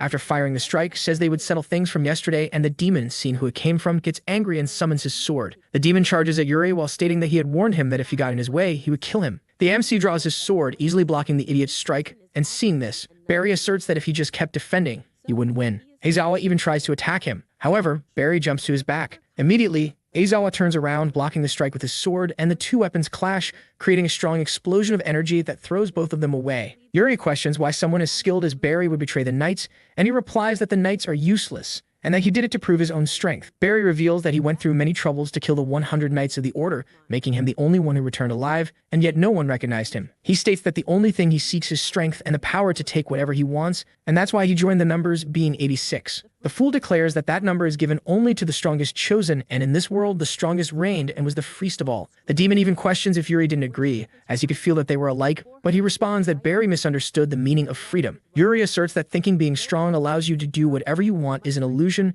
and ignoring others and living as you wish is not freedom. True freedom is living as you wish while respecting others. Then he appears in front of Barry, ready to attack him. Before his strike, Yuri states that this was the freedom he sought, and suddenly a blue attack is launched against the demon. Flying Barry says that Yuri was powerful, but questions whether he could reach him up there in the air. But looking ahead, he sees his enemy flying with wind magic. Before he could think about it, the MC attacks him, stabbing his sword into his chest and burying him in the ground. Completely defeated, Barry groans in pain, and at that moment, all the knights are free from the magic, and Rico, in his mind, thanks Yuri for freeing him from that guy. Aizawa thinks that the idiot wouldn't get up for a while, and for now, it was over until something happens with Barry. The man's body begins to inflate, and as this happens, the idiot screams desperately, begging for one more chance from someone. However, a demonic being orders Barry to be quiet, then explodes the man. Serial appears where the knight's remains were, saying that the idiot should honor himself by becoming an offering for his black magic. Then the white-haired man shows that he knows Yuri, greeting him, who becomes suspicious. Serial begins to emit black mana that frightens everyone there and causes them to faint from the immense power of that being. The demon prepares to speak with Yuri, but instead of calling him that, he corrects himself to number 0. Aizawa realizes that this being had very impressive magical power, and on top of that, knew him, so he inquires who this guy was. The demon apologizes for not introducing himself, but reveals that he was number 4 Serial. Serial says he is aware that Yuri was the one secretly exchanging telepathic messages with that person. The young man is confused, but number 4 says there is no need for him to pretend, starting to undo his purple magic. Aizawa notices that the magical energy around them has brightened, and that place was originally a lake, until a structure appears in front of him with someone chained. The girls seem to recognize Yuri, and the MC is startled to see her. Aizawa realizes that this person was the one appearing in his dreams, not to mention that he really felt as if he had known her before, but he couldn't remember. The girl tries to explain who she is, but at that moment, Serial activates a magic that makes her tremble in pain. The demon claims that he came in to rescue her, but arrived too late, as soon Aqua will fall into his hands, but suddenly Aizawa charges towards him. With his sword, Yuri aims to break Aqua's chain, but is interrupted by an unknown black magic. Serial explains that this is a curse created from his black magic, and once captured, there is no way to escape. Aizawa tries to undo it with curse reversal, but even that cannot dissipate that power. He sees that he couldn't move, and Serial comments that the old Yuri would have easily freed himself from such a simple restriction spell. Moreover, he didn't think the boy would end up like this, and it was even anticlimactic. But suddenly, a pillar of fire appears behind the demon. Marius shows he is alive and more muscular than ever and claims he will help Yuri. Yuri is surprised, then Marius charges at Serial, saying he would make him pay for playing with the lives of his knights, and thus he launches a fire fist towards the demon. Number 4 easily dispels the magic, commenting that he didn't expect a mere human to dare intervene in his battle, but Marius appears in front of him. The old man tries to do something, but Serial manages to immobilize him with a blow to the neck. Serial declares that if Marius had trained like a demon for 100 years, he might have been strong enough to attempt a double-digit ranking. Before completely fainting, Marius declares that he leaves the rest to Yuri, and we see that he had freed himself with his spell reversal. Serial once again calls for number 0 and comments that he distracted him and freed himself while weakening his cursed energy. Yuri then invokes his flame power, shooting at Serial, who easily passes through it and calls the attack ridiculous. The demon then strikes Aizawa, who goes flying, and before he could recover, Serial tries to attack him once more with his wings. Serial asks Yuri to take this more seriously and questions what happened, since he was the one once called the strongest magical swordsman in history. The MC tries to counterattack, but Serial strikes his sword, throwing it far away and calling him pathetic. The demon with his wings creates a black power that hits Yuri and drags him to the depths of that lake. Sinking, the MC thinks it was the first time that, even with his maximum strength, he saw no way to win until someone calls his name. Yuri wonders who is calling him until a projection of Aqua appears, asking him to remember that he was once the hero who saved the world. Aizawa asks who she was, and the girl says she was Aqua, a woman he traveled with, revealing that they fought against the rulers of the world and brought peace. Yuri then realizes that Aqua was one of the comrades who helped him defeat the Demon King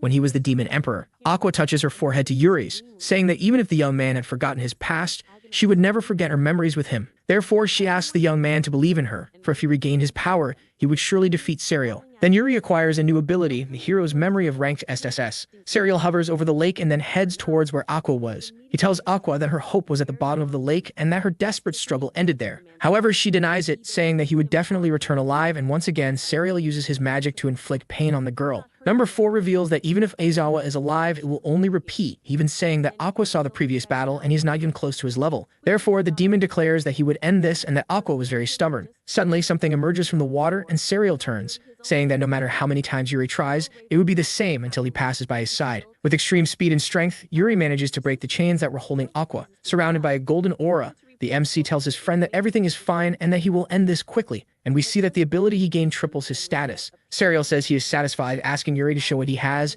and once again, Aizawa appears behind him quickly. Number 4 even manages to defend against the blow, but the boy keeps insisting and tries to hit Serial with his sword several times. The demon flies away, wondering what this was as something felt different, and once again, Yuri appears in front of him trying to attack with his flaming sword. This strike creates an explosion that even leaves Serial worried, who begins to use his dark magic. Serial creates several black blades around him, asking Yuri to become his sacrifice, and throwing the spears at the man. The MC manages to free himself from the dark magic without even moving, creating a huge fire dragon with his sword. He then charges towards Serial, piercing the demon's chest, who is defeated. Serial merely turns, saying Yuri's name and affirming that he was not bad and that this was expected. Before disappearing, number 4 declares that that sword technique is undoubtedly the power Yuri had before. However, the form he just defeated was merely a clone, and next time, Aizawa would have to defeat his true self, disappearing afterward. A red item falls from Serial, and upon picking it up, Yuri realizes it was a talisman that creates a single clone of himself, but with only half the magical power. Seeing the item disappear, the MC thinks that even with all that power, Serial is not fighting seriously, and that there were still strong people in that world. Aqua stands up calling for Yuri, and saying that she believed in the boy and knew he would come. The MC thinks he still doesn't understand, as he remembered she was his friend when he was the magical demon emperor. But Aqua was human and was not supposed to be alive in that era. However, upon analyzing her, he realizes she was of the spirit race. The priestess comments that it was not unexpected for Yuri to be confused, but she explains that humans with spiritual compatibility rarely reincarnate as spirits of the world, and she reincarnated as the water spirit of the 11th generation of that world. The MC thinks he used a magical reincarnation stone, but Aqua reincarnated under different circumstances. However, the girl asks him to set aside the joy of their reunion for now, as there was something she needed to tell. The girl explains that the numbers were starting to act for real and they are trying to misuse their power, spiritual beings. Aqua adds that the spirit race governs 5 types of magic that exist in that world: fire, water, wind, curse, and sacred. They regulate the distribution of magical power to humans and demons, maintaining the balance of the world. In the last few centuries, the numbers have increased in power, and they began to steal spiritual magic and modify humans, even using forbidden black magic. Aqua comments that she doesn't know their objective, but if all the spirits fall into their hands, the world will head towards destruction. Yuri understands everything and realizes that this was what his dream was about. Then Aqua reveals that she needed something, asking the young man to go to the fire priestess, Flare. Aqua explains that the next target of the numbers will be the fire priestess, and she knew this because when she was captured, Serial ended up revealing this information. Yuri thinks he has heard Flare's name before somewhere, and maybe it's something similar that happened with Aqua. He must have some connection from his past with Flare. Aizawa retorts to Aqua that he decided to live freely for himself in this life, as he got tired of being dragged into problematic matters. However, if anyone got in his way, he would crush them all with his strength, which leaves Aqua startled. She lets out a small laugh and says that Yuri has changed, as all this time he fought sacrificing himself for others, but now he was living for himself. Yuri thinks that in his past lives he was bound to various things and forced into a lifestyle full of suffering. In the first reincarnation, he was the demon emperor, and in the second, he joined the numbers and became the Saint of the Sword and tried to save the world from the shadows. But no matter how hard he tried, he was never rewarded for anything and was tired of carrying these burdens. Aqua warns that Yuri's partners would wake up, and before that, they should restore that place to its proper state. The woman begins to use her power, creating a blue energy and throwing it upwards. The energy hits the dome of the singularity, destroying it and freeing that place from demonic power. At that moment, everyone starts to awaken and Riko wonders where she was as she remembers being inside the singularity. Aqua then tells them that everything is fine, introducing herself as the water priestess and stating that it was a pleasure to meet them. Riko and her friend are startled, questioning why the water priestess was there, and Clarice even asks if it was her who resolved everything, but Aqua denies it. We see the MC carrying Marius, and he states that the whole incident was resolved thanks to Yuri. Brian runs over asking if Marius was okay, and Aqua reveals that the dark agents were repelled by Yuri, and she was also captured, but he saved her. The blue-haired girl then tells Aizawa that it was time to go, and he asks why she was leaving already. Aqua reveals that it was because the numbers would pursue her again, and until then, she should remain hidden. The young man replies that he understands, and, in his mind, asserts that the objective of the numbers was to steal the power of the 5 great spirits. The priestess says that before leaving she had one last request, as she wanted the young man to turn his face slightly and close his eyes, and so he does. She then kisses Yuri's cheek, which leaves Riko and Clarice in shock. The girl retorts that as she thought Aizawa really had forgotten, and she reveals that they were once lovers in their past lives. Everyone around is surprised while the MC states that he didn't remember this. Shortly after, Yuri asks Riko if it was right for him not to stay in Luminaria, and the girl questions why he was asking about that. Showing signs of jealousy, Granz asserts that Yuri shouldn't worry, since Aqua must be much more important to him than she is. In his mind, Aizawa thinks that for his past self, yes, since Aqua was a precious friend. However, he replies that now Riko is the most important person to him, which makes the girl blush. The girl asks what that means, but Yuri simply replies that it means exactly what it looks like, which makes her even more emotional. However, in his mind, he thinks he has spent more time with Riko in this life than with Aqua, and naturally, if he had to choose, he would prioritize the redhead. And there is no deeper meaning than that, and Riko responds that it was unfair, but if he said so, she might take it seriously. Seeing her act strangely, Yuri questions if she is feeling unwell and needs a break, until the girl denies it. Yuri awakens in a place filled with fire and wonders where he is, even stating that he feels like something like this has happened before. Flare appears behind him, calling for Yuri and saying that she wanted to see him. Once again, Aizawa thinks he has seen that face before, but just like with Aqua, he can't remember. The priestess pleads with Yuri to go to the capital of Fire, Neteria, as if this continues,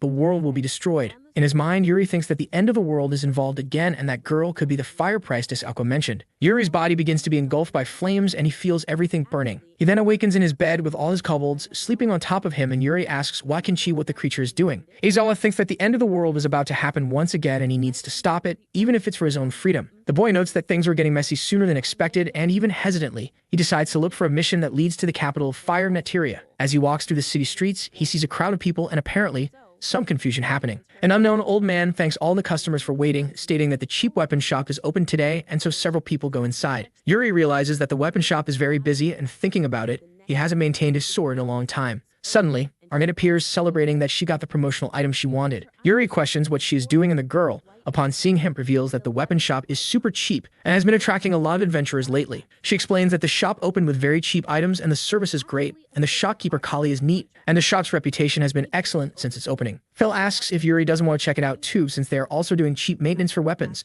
The MC thinks that the low price is tempting, but he would prefer to leave the maintenance of his sword to someone he knows, so he declines as he has a regular blacksmith he consults. Aizawa enters the shop, noticing that Yugo is arguing quite aggressively with a little girl. The girl says she is finished talking and he can do whatever he wants, and as she leaves, she bumps into Yuri, who asks if she's okay. We see that the one who did that was a little dwarf girl, and she replies that she is fine and then runs out of the shop. Aizawa asks Ugo what happened, and the dwarf replies that he arrived at a bad moment, informing that this is Tia, his granddaughter, and they fought because of the shop. Yuri inquires what happened, and Ugo reveals that, thanks to that new bargain weapon shop, their business is dead, and they can barely survive in the city neighborhoods. Ugo states that weapons are something the blacksmith puts his soul into one by one, and he would never accept this kind of business. The dwarf warns that they are back again, and suddenly 2 lone sharks enter, and one of them tells the old man that today is payday. Yuri asks who they are, and the old man reveals that they are some debt collectors. The dwarf responds to the hooded figure that he already said he would have the money next month and now they should leave, but the young man retorts that they have finished waiting. One of them says that if Yugo doesn't have the money, they will take his granddaughter in her place, since they have clients who would love a girl like her, and it could even make the shop more profitable. The big bald guy asks where the girl is, but Yugo replies that Tia has nothing to do with this. Irritated, he lunges to attack the dwarf. However, the MC uses his dimensional compression ability, making several gold coins rain down. Aizawa reveals that here is the payment for the girl and that they should leave now. The idiots immediately grab the money and run away. Hugo apologizes, since Yuri got himself into trouble and even paid for it, but he says it's no problem, as the dwarf has always helped him with his sword. The dwarf apologizes as he couldn't maintain Yuri's sword since he had taken a loan, even with the business being tough, and at this rate, the shop won't survive. Moreover, his granddaughter says she wants to take over the shop and revitalize it, and she has the talent for it, and if anyone should sink with that ship, it should be him. He states that maybe it's time to give up, but Yuri replies that it's too early for that. The boy reveals that without the sword Ugo made, he wouldn't have survived all his adventures. Aizawa also declares that he still wants Ugo to make his swords, so to help rebuild that shop, he would lend his strength to the dwarf. Yuri was having lunch at Pancho's tavern, and after hearing Ugo's whole story, the dog seemed thoughtful. Pancho says he heard that this shop is trying to take advantage of having money to sell weapons at low prices, crushing its competitors and monopolizing the market. Furthermore, they are hiring dwarves who lost their jobs at the closed shops for a very low price, practically enslaving them. Aizawa then understands what's happening behind the scenes and comments to Pancho that he wants to help Yugo's shop, asking if there's any way to do that. Pancho says there is one, and that way is the ideal blacksmith competition, or as it's more commonly known, the SmithCon. The wolf explains that the SmithCon is a festival for blacksmiths, held every 4 years in the city, and everyone brings the best sword they've ever made to showcase their skills. Whoever wins has their name spread as the best blacksmith, and there's also a cash prize so they can pay off their debts and make investments. Yuri comments that he didn't imagine there was a way like that, stating that Pancho is amazing, which makes him start to brag. However, the wolf asks who would make the sword, since, judging by the situation, they couldn't count on old Yugo. The MC agrees, thinking that Yugo has lost his spirit, and he could gather the materials, but he will need the help of someone who can forge a sword. Pancho asks if he has someone in mind, until upon thinking it over, the MC remembers there was someone. At that moment, we see Tia asking those lone sharks to let her go. The bald man tells her not to act like that, and the other one states that they have the perfect job for a cute girl like Tia. The girl denies it, commenting that she doesn't need that, as she's already found her spark as a blacksmith. The masked man asserts that Tia will earn a fortune just by working a little, saying that this way she could help her old grandfather and his little shop. Once again, she denies it, saying she would rebuild the shop with her blacksmithing skills, which makes the masked man angry. He orders her to stop complaining and do as she's told, and at that moment, the MC, who was jumping between the houses, sees the situation. Heizawa jumps down, landing in front of Tia, then says he has business to settle with that girl and that they should leave. The lone shark comments that he told him not to get involved in these matters, stating that Aizawa has already interfered once, but this time will be different. Then he orders their brother to grab Yuri, and thus an extremely fat and giant man appears. The masked one says that his brother is a legend in the debt collection world and that he would crush a twig like Yuri in seconds. The man with a huge axe charges to attack Yuri, who manages to cut the handle of the weapon with his sword. Then he goes behind the giant, hitting his neck with an elbow and knocking him out. Everyone is in shock, and Yuri says he just knocked out the lone shark's friend and that they should grab him and get out of there immediately. Aizawa, with a frightened expression, orders them never to show their faces at Yugo's forge again, and the two then grab the big guy and run away. The MC turns to Tia, saying that she must be Yugo's granddaughter and asking if she's okay, and the girl replies that she is, thanking him for saving her. Aizawa then states that he needed to talk to her, as he had been looking for the young girl for a long time. Tia responds that, in fact, she's also looking for someone strong like Yuri, asking if the boy would join her at the SmithCon. The girl explains that she wanted to win by making the best sword for the competition, but first, she needed his help to collect ores from the Eastern Mine. She comments that to forge a high-quality sword, she needed rare ore from the Eastern Mine, but there are many dangerous monsters, so she needed a bodyguard. Furthermore, in that discussion they had, it was because Grandpa told her not to go as it was very dangerous. But she always loved her Grandpa's shop and always saw how dedicated he was, especially with the swords he made. That's why she decided she would win SmithCon no matter what, and she would rebuild the shop and protect her grandpa. Aizawa realizes that he and Tia thought the same thing, and that winning SmithCon also depends on the materials, as ore is necessary for weapon manufacturing. So he says he understands and agrees to lend his strength to the girl, who thanks him and introduces herself to Yuri, who reciprocates by doing the same. We see a one-eyed creature watching our protagonist and Tia. Thus, we go to Neteria, the capital of fire, and Serial says it seems Aizawa was heading to a different mine and Flair's expectations were wrong. Serial asks Flair what she and the spirits see in that man. Since Yuri only fought against a fragment of him and against his full power, he won't stand a chance. Flair says the demon was an idiot for not understanding at all, and that because of this foolishness, he would be defeated by Yuri. Mockingly, Serial says if that's the case, he was looking forward to it. The jerk uses his dark magic on Flair while saying that with that complete version, he and Number Zero will finally see who truly deserves the title of real number. Being choked by the dark magic, Flair can only affirm that she believed in Yuri. In a forest, Tia says she was counting on Yuri and he agrees, but notices she was very tall for a dwarf. She reveals that her mother is a dwarf, but her father is human and therefore she is mixed, and nowadays pure-blooded dwarves like her grandpa are rare. Anyway, they arrived, and that was the Eastern Mine, and thus we see a huge structure. Yuri realizes that the vibe there was clearly different from the northern mine he went to with Rico, and the air felt a bit warm. Tia asks Yuri to stay alert since only high-rank adventurers are allowed in the mine, and hearing this, he reveals that he was not of high rank. The dwarf asks the MC not to be modest, revealing that dwarves trust their eyes for talent and Yuri's abilities were immediately noticed by her yesterday. Thus, the dwarf declares that Aizawa was an A-rank adventurer, but he shows his ID revealing that he was F-rank. Inside the mine, she is incredulous as his skills surpass rank F, and Yuri says he declined a promotion to rank B because he prefers to live on his own terms. Tia declares that, in any case, they should walk carefully around there since they didn't know what awaited ahead, until Yuri notices something. Then he enters a mining cart, but Tia asks the boy to be more careful. She tries to pull him out, saying it could be a trap, but ends up stepping on the button that activates the cart and starts being dragged while holding Yuri's arm. The dwarf and Aizawa then start moving through the cave in the cart while she tries to hold on in every way so she doesn't fly off. Yuri says that maybe they would reach the deeper area of the cave quickly at this pace and the adventure started well, but Tia responds that it was the worst start. Suddenly, a creature made of stone appears in front of the tracks, blocking the card's path. Tia, upon seeing a stone golem, asserts that she knew this would be a trap. Then she asks Yuri to wait, as she would handle this alone. Yuri questions if she was sure since he was there to protect her, but the girl replies that she was. Tia says she just wanted him to conserve his strength for the boss of the cave, as even she could defeat a monster like this. She then jumps with her hammer, which activates a booster and hits the golem squarely, shattering it, and Tia asserts that if she wants her grandpa to recognize her, she would have. To earn it, the girl, after the attack, lands in front of Yuri, and he realizes that the explosion mechanism in the hammer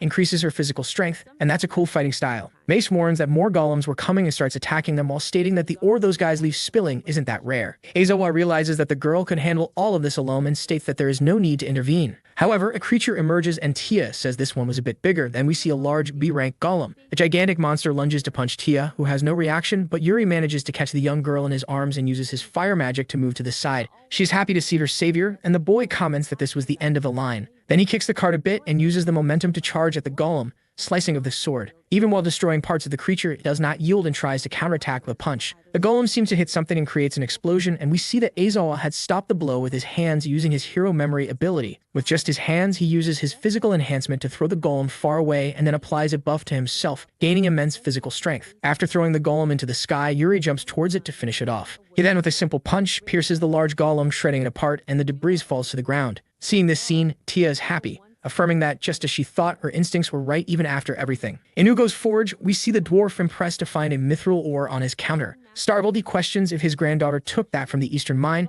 and she explains that yes, she went there with Yuri-san. Happy Tia comments that she will use this ore to forge an incredible sword and win the blacksmith contest to restart that shop from scratch. Ugo, hearing this, seems sad, responding that it is too late for that now, as customers will not return to his shop. He says that no matter how good the sword they make is, it cannot surpass the cheap prices, and in the end, it was all a matter of money. Tia, irritated, retorts to her grandfather that if he doesn't make the weapon, she will forge the sword herself. The dwarf orders the girl not to be foolish, as mithril is the hardest material to work with, and even veteran blacksmiths struggle with it. And there was no way a blacksmith apprentice could handle it, but she responds that this is something she could only know if she tried. Desperate, the young girl asserts that she is Ugo's granddaughter and knows she can do what he does and will prove that this shop and his swords are genuine. She then takes the ore, heading towards the forge, and upon seeing this, the MC asks if Ugo is sure about this, which leaves the boy hesitant. The blacksmith reveals that she definitely has talent, but she is too young to handle mithril, and Tia is like an ore to him, since he dedicated his heart to shaping her, polishing her several times, and raising her to become a beautiful sword someday. Now in the forge area, Ugo seems reluctant but agrees to make the sword with Tia, and at that moment, the two begin to work together to produce the weapon. Time passes, and our MC returns to the shop, surprised by the dwarf's worn-out face. Ugo comments that he fell asleep as he made adjustments to the sword all night, and Aizawa asks if the weapon is still not ready. However, the dwarf reveals that it is ready, and that since it was his first time working with this material, the adjustments were complicated, but he managed. But upon opening the place where the sword should be, there is nothing, and seeing this, he panics, saying he left the weapon right there, and there was no reason for it to have disappeared. Ugo then realizes that there is a possibility the weapon was stolen, and suddenly the rival shopkeeper appears, saying he thought he heard something disturbing. The dwarf asks the jerk what he wants, and the man reveals that he heard Ugo would participate in the contest and came here just to support him. But it seems that his sword had disappeared, and that was unfortunate. Hearing this, the dwarf immediately realizes something, asking if this was the work of his rival, but sarcastically, the shopkeeper replies that he shouldn't accuse without proof. Yuri thinks that guy was definitely suspicious, but there was no way to presume he was guilty without evidence, and if only there was some way to confirm it. At that moment, the system appears, granting the MC magic that allows him to read the minds of nearby people. Then Yuri uses it, his eyes shining as he reads the mind of the shopkeeper, who was thinking that his subordinate had already taken the mithril sword, and it was too late. The idiot thinks he would completely break Ugo's spirit and leave him hopeless like trash, so that the dwarf would give up for good. Yuri realizes that guy was the culprit, and Ugo, at that moment, asks the shopkeeper not to play dumb, questioning him about the sword on his back. The young man comments that it is a weapon from his discount store and was the best weapon he could make, revealing that it was the demonic sword Durandal. Ugo is impressed to see a rank of sword, and the shopkeeper says he didn't show it earlier because Ugo had lost his greatest masterpiece and might take offense. The shopkeeper asks Ugo not to think about that, and then says he was making final adjustments for the contest and needed to leave, and Tia wakes up at that moment and goes to her grandfather. Yuri reveals that he was the subordinate of that jerk who stole the sword, and he was going to recover it with his own hands, but Ugo asks for a moment. The blacksmith states that even if he had the mithril sword, it wouldn't stand a chance against that demonic sword, and it's a total dead end. Aizawa seems to understand, and Ugo confirms that they would have to make an even better sword to win, and just as he was about to reveal the material he would use, Tia interrupts him. The girl then asks her grandfather where they could find that material, as she really wanted to resolve this situation, asking him to leave it in her hands. The MC agrees, stating that he would also help save that shop. Ugo says he figured those two would say that, and he thought he would sink alone on this ship, but he thinks things won't happen that way now. Then he states that they should get the magical sacred mineral, as with that they could forge a sword that surpasses anything. Yuri asks where they could find it, and Ugo explains that it would be in the fire city of Neteria, specifically in the Bustle Mine. Izawa remembers everything that happened in his dreams with Flare, and he states that it seems things won't be easy this time either. Yuri and Tia were flying on the Sky Dragon, and she informs him that they were arriving. The two approach a valley, and Tia explains that this was the capital of Fire Neteria. After landing, they walk a bit through the city, and Tia comments that there was no one around and questions what the hell is happening. Aizawa notices someone approaching the stranger and saying that he needed to ask him something. The old man questions if Yuri had noticed just by looking, as this was not a good time and they should leave that city while they could. He explains that Neteria thrived thanks to its mining, but since the Bustle Mine was engulfed by darkness, the magic there began to diminish and no one approached anymore. In other words, Neteria was finished, and Tia mentions that without magic, the crops didn't grow properly, affecting all living beings, and that was what caused Neteria's ruin. Yuri thinks something similar happened in Luminara and tells Tia that they had a problem to solve before they could extract the sacred magical ore. The old man sees that the outsider plans to go to the mine, so he asks Yuri to give up for his own good, as that mine was no longer a place where humans could enter. Before leaving, he also mentions that the guild imposed restrictions, and Yuri understands that this was a problem, as there were no high-rank adventurers around. This makes Tia argue with him. However, suddenly, someone arrives saying that there was indeed a high-rank adventurer, and Chloe tells Aizawa that it had been a while since she saw him. Yuri recognizes that it was Chloe, who was part of the Rose Group, and they teamed up on the mission to subjugate the evil dragon. Tia asks why the girl was there, and she reveals that she came to join the mission investigating the black magical energy in the Bustle Mine. Chloe seems interested in what Yuri was talking about before she arrived, and he reveals that he was also there for the mine, as they wanted to collect a sacred ore. Yuri asks if they could accompany Chloe, and she mentions that regardless of the reason, his skill was remarkable, and if he was willing to help, it would be a great aid. Until suddenly, an elf appears saying he opposed this, and Masty Brawler, an adventurer, states that he couldn't allow unknown people in his group. Chloe asks Masty not to be like that, as Oizawa might be rank F, but he fights like someone of rank A or even rank S. However, the jerk states that there was no way a rank F could match him, and Yuri would only slow them down. Therefore, they should leave soon. Yuri says he had to go to the mine no matter what happened, proposing that if Masty recognized his strength, he would be forced to let them go together. The young man says that if he insists, he will accept, asking Aizawa to show his strength, and a little further away, the two stand face to face for a duel. Masty reveals that their duel will be held with an ice tower, since elves do not like bloody fights. So their duel would be to use magic to create ice towers and compete in quality, and that is a sacred form of duel. The young man declares that he will go first, touching the ground and creating ice spikes that grow and become a huge, elegant pillar. Tia is impressed, and Chloe explains that Masty has one of the greatest magical powers among adventurers, and no one has ever defeated him in an ice tower duel. The elf says that, as he thought, the low mana here makes it difficult for him to use his maximum strength. Then telling Yuri that this was the power of a rank A, he asks if the boy could create a tower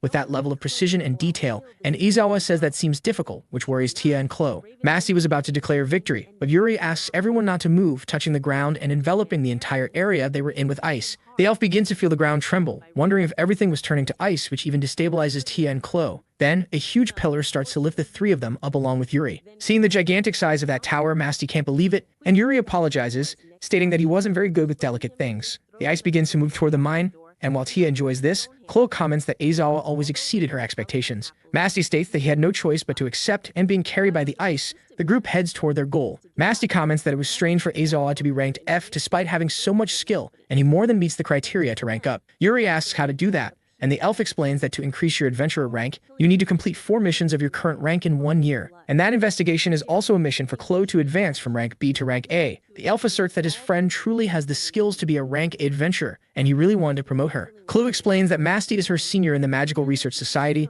and he was strict but reliable, and someone she respected. Yuri realizes that there is indeed a very large process behind rank advancement, but it's not like he had anything to do with it. Masty declares that they should wrap up the conversation as the Bustle Mine was right ahead of them, and Yuri notices that the atmosphere there felt exactly like that of a lantern. Tia comments that magic stinks, and Masty states that this was a singularity in its early stage, and that mission could even reach rank S. Masty tells Chloe that they could retreat, asking what the girl wanted to do, but she replies that they had come this far and fleeing was not an option. Yuri, determined, responds that it doesn't matter if that was a singularity, they will obtain a sacred magical ore, as that was the goal. The elf says that if that's the case, they should stay alert and move forward. Thus, the group enters the mine. Inside the Bustle Mine, a dark golem appears, but quickly Masty and Chloe use their fire and wind magic to try to neutralize it. Taking advantage of the enemy being distracted, Tia charges in with her hammer, landing a blow on the monster, which seems to have no effect. Masty explains that probably due to the dark magic, that golem had high resistance, and at that moment Yuri raises his hand. From the boy's palm, a green energy begins to head toward the golem, hitting it and creating an explosion that leaves everyone in shock. As he passes by his allies, Yuri states that holy magic works well against dark monsters. Therefore, the MC asks everyone to focus on keeping them occupied as he would purify them. Masty, seeing that the boy uses holy magic as if it were nothing,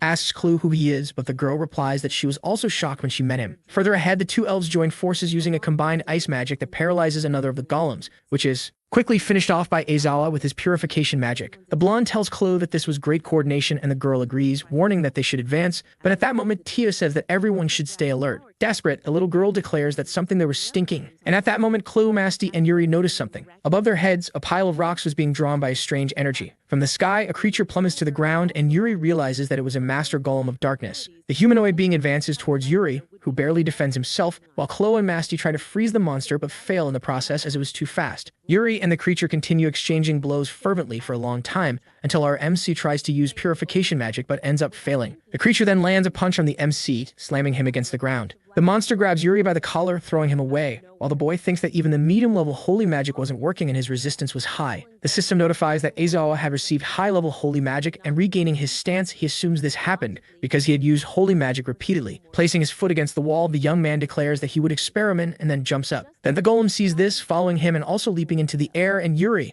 at that moment, creates a spear of holy magic, driving it into the enemy's chest. Still in the sky, an explosion occurs, temporarily blinding everyone there. Seeing the flash, Chloe wonders what was happening, and Tia states that it was so bright she couldn't see anything. After the flash passes, Yuri appears in front of Tia, claiming he had taken the holy ore from the golem. Tia, seeing this, becomes extremely happy, saying that Yuri was amazing, and Masty comments to Chloe that he couldn't be more surprised by anything. Suddenly, the ground beneath the four gives way, and they begin to fall towards the abyss. The whole group starts plummeting towards the ground, and Chloe asks if that was magic. While falling, Chloe notices that the mist is getting thicker, and Masty explains that this must be because the origin of the singularity was closer. Tia then asks everyone to look, as she was seeing a light down below. After a while of falling, they pass through a hole into a place filled with fire. Serial says he can't believe Yuri defeated his creation born from black magic so easily. The demon, now in his original form, tells number 0 that it was a pleasure to truly meet him, and the MC acknowledges him. Masty and Chloe are frightened by that being, and Yuri tells Lime that he was counting on a little monster. Lime then expands, saving all four from the impending fall, and without wasting time, Yuri jumps forward against his opponent, trying to strike him. The attacks of the two clash, and Yuri realizes that Serial's true power was on a completely different level compared to when they fought in Luminrea. Suddenly, Yuri hears a familiar voice calling him, and Flare, exhausted, looks at him, stating that she knew he would come. Once again, Aizawa thinks that just like Aqua, he felt he had met Flare somewhere before. The MC then has flashbacks of his conversations with Aqua and the danger Serial represents with the power of spirits,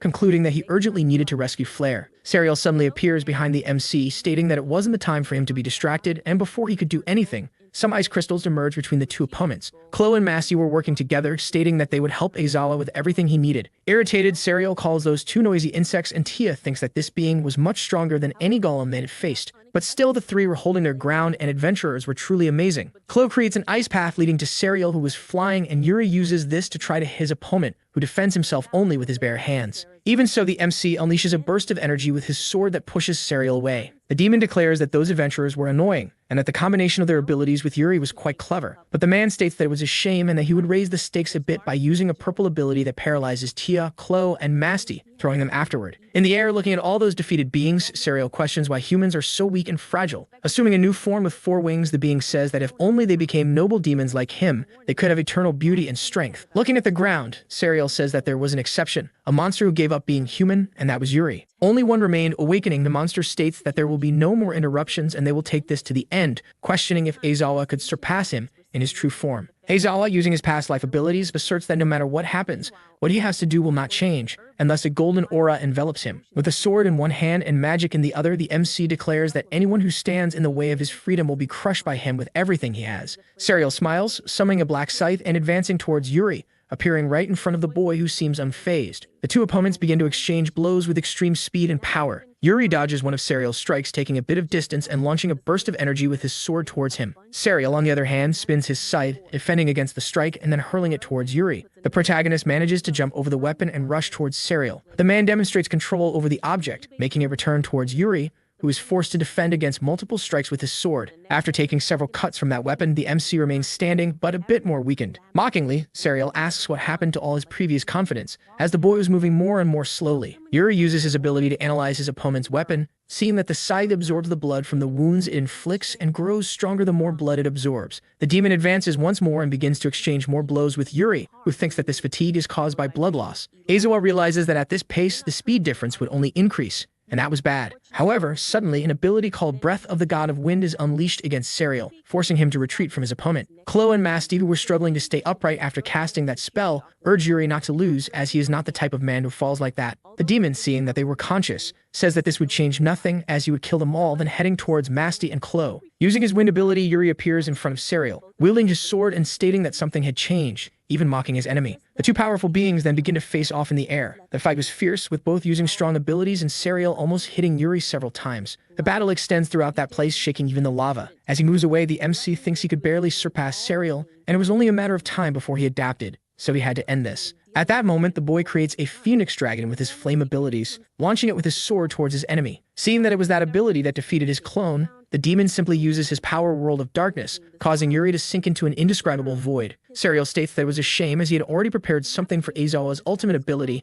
and in that void of darkness, the boy was powerless. Number 4 tells Number 0 that this time it's over and he has surpassed Yuri, and will rise even higher to stand beside that person. However, like the flame of a phoenix, something begins to shine at Aizawa. Suddenly, the young man eliminates all that darkness with flames that would burn even hell. Seeing Yuri covered in fire, the demon questions what the hell kind of form that was. Flare, after giving a small push to his ally, states that Serial was screwed, as Aizawa had said he would take him down. Irritated, the demon calls forth the spirits of the cursed, questioning how many times they would stay in his way, even claiming to be disappointed with Zero. The demon explains that Aizawa was once a solitary warrior, but now he needed the help of his supposed allies and could do nothing alone. With a ball of black magic in his hand, he advances against his opponent while saying that Yuri was a disgrace. He launches his magic at Aizawa while questioning if this was the freedom the boy sought, but Serial's power does not affect Yuri at all. The boy asserts that he does not care what happens to the others as long as he has his freedom, but it is not that simple. For even though it is inconvenient, he would help others to be helped in return, as it seems that his true freedom is also with those people. At that moment, Aizawa envelops his sword in flames and charges, piercing through Serial with everything he had. Waku waku! Did you like the video? If you did, Anya wants you to smash that like button and subscribe. Comment below if you want to be reborn in another world. Anya will be happy to see it.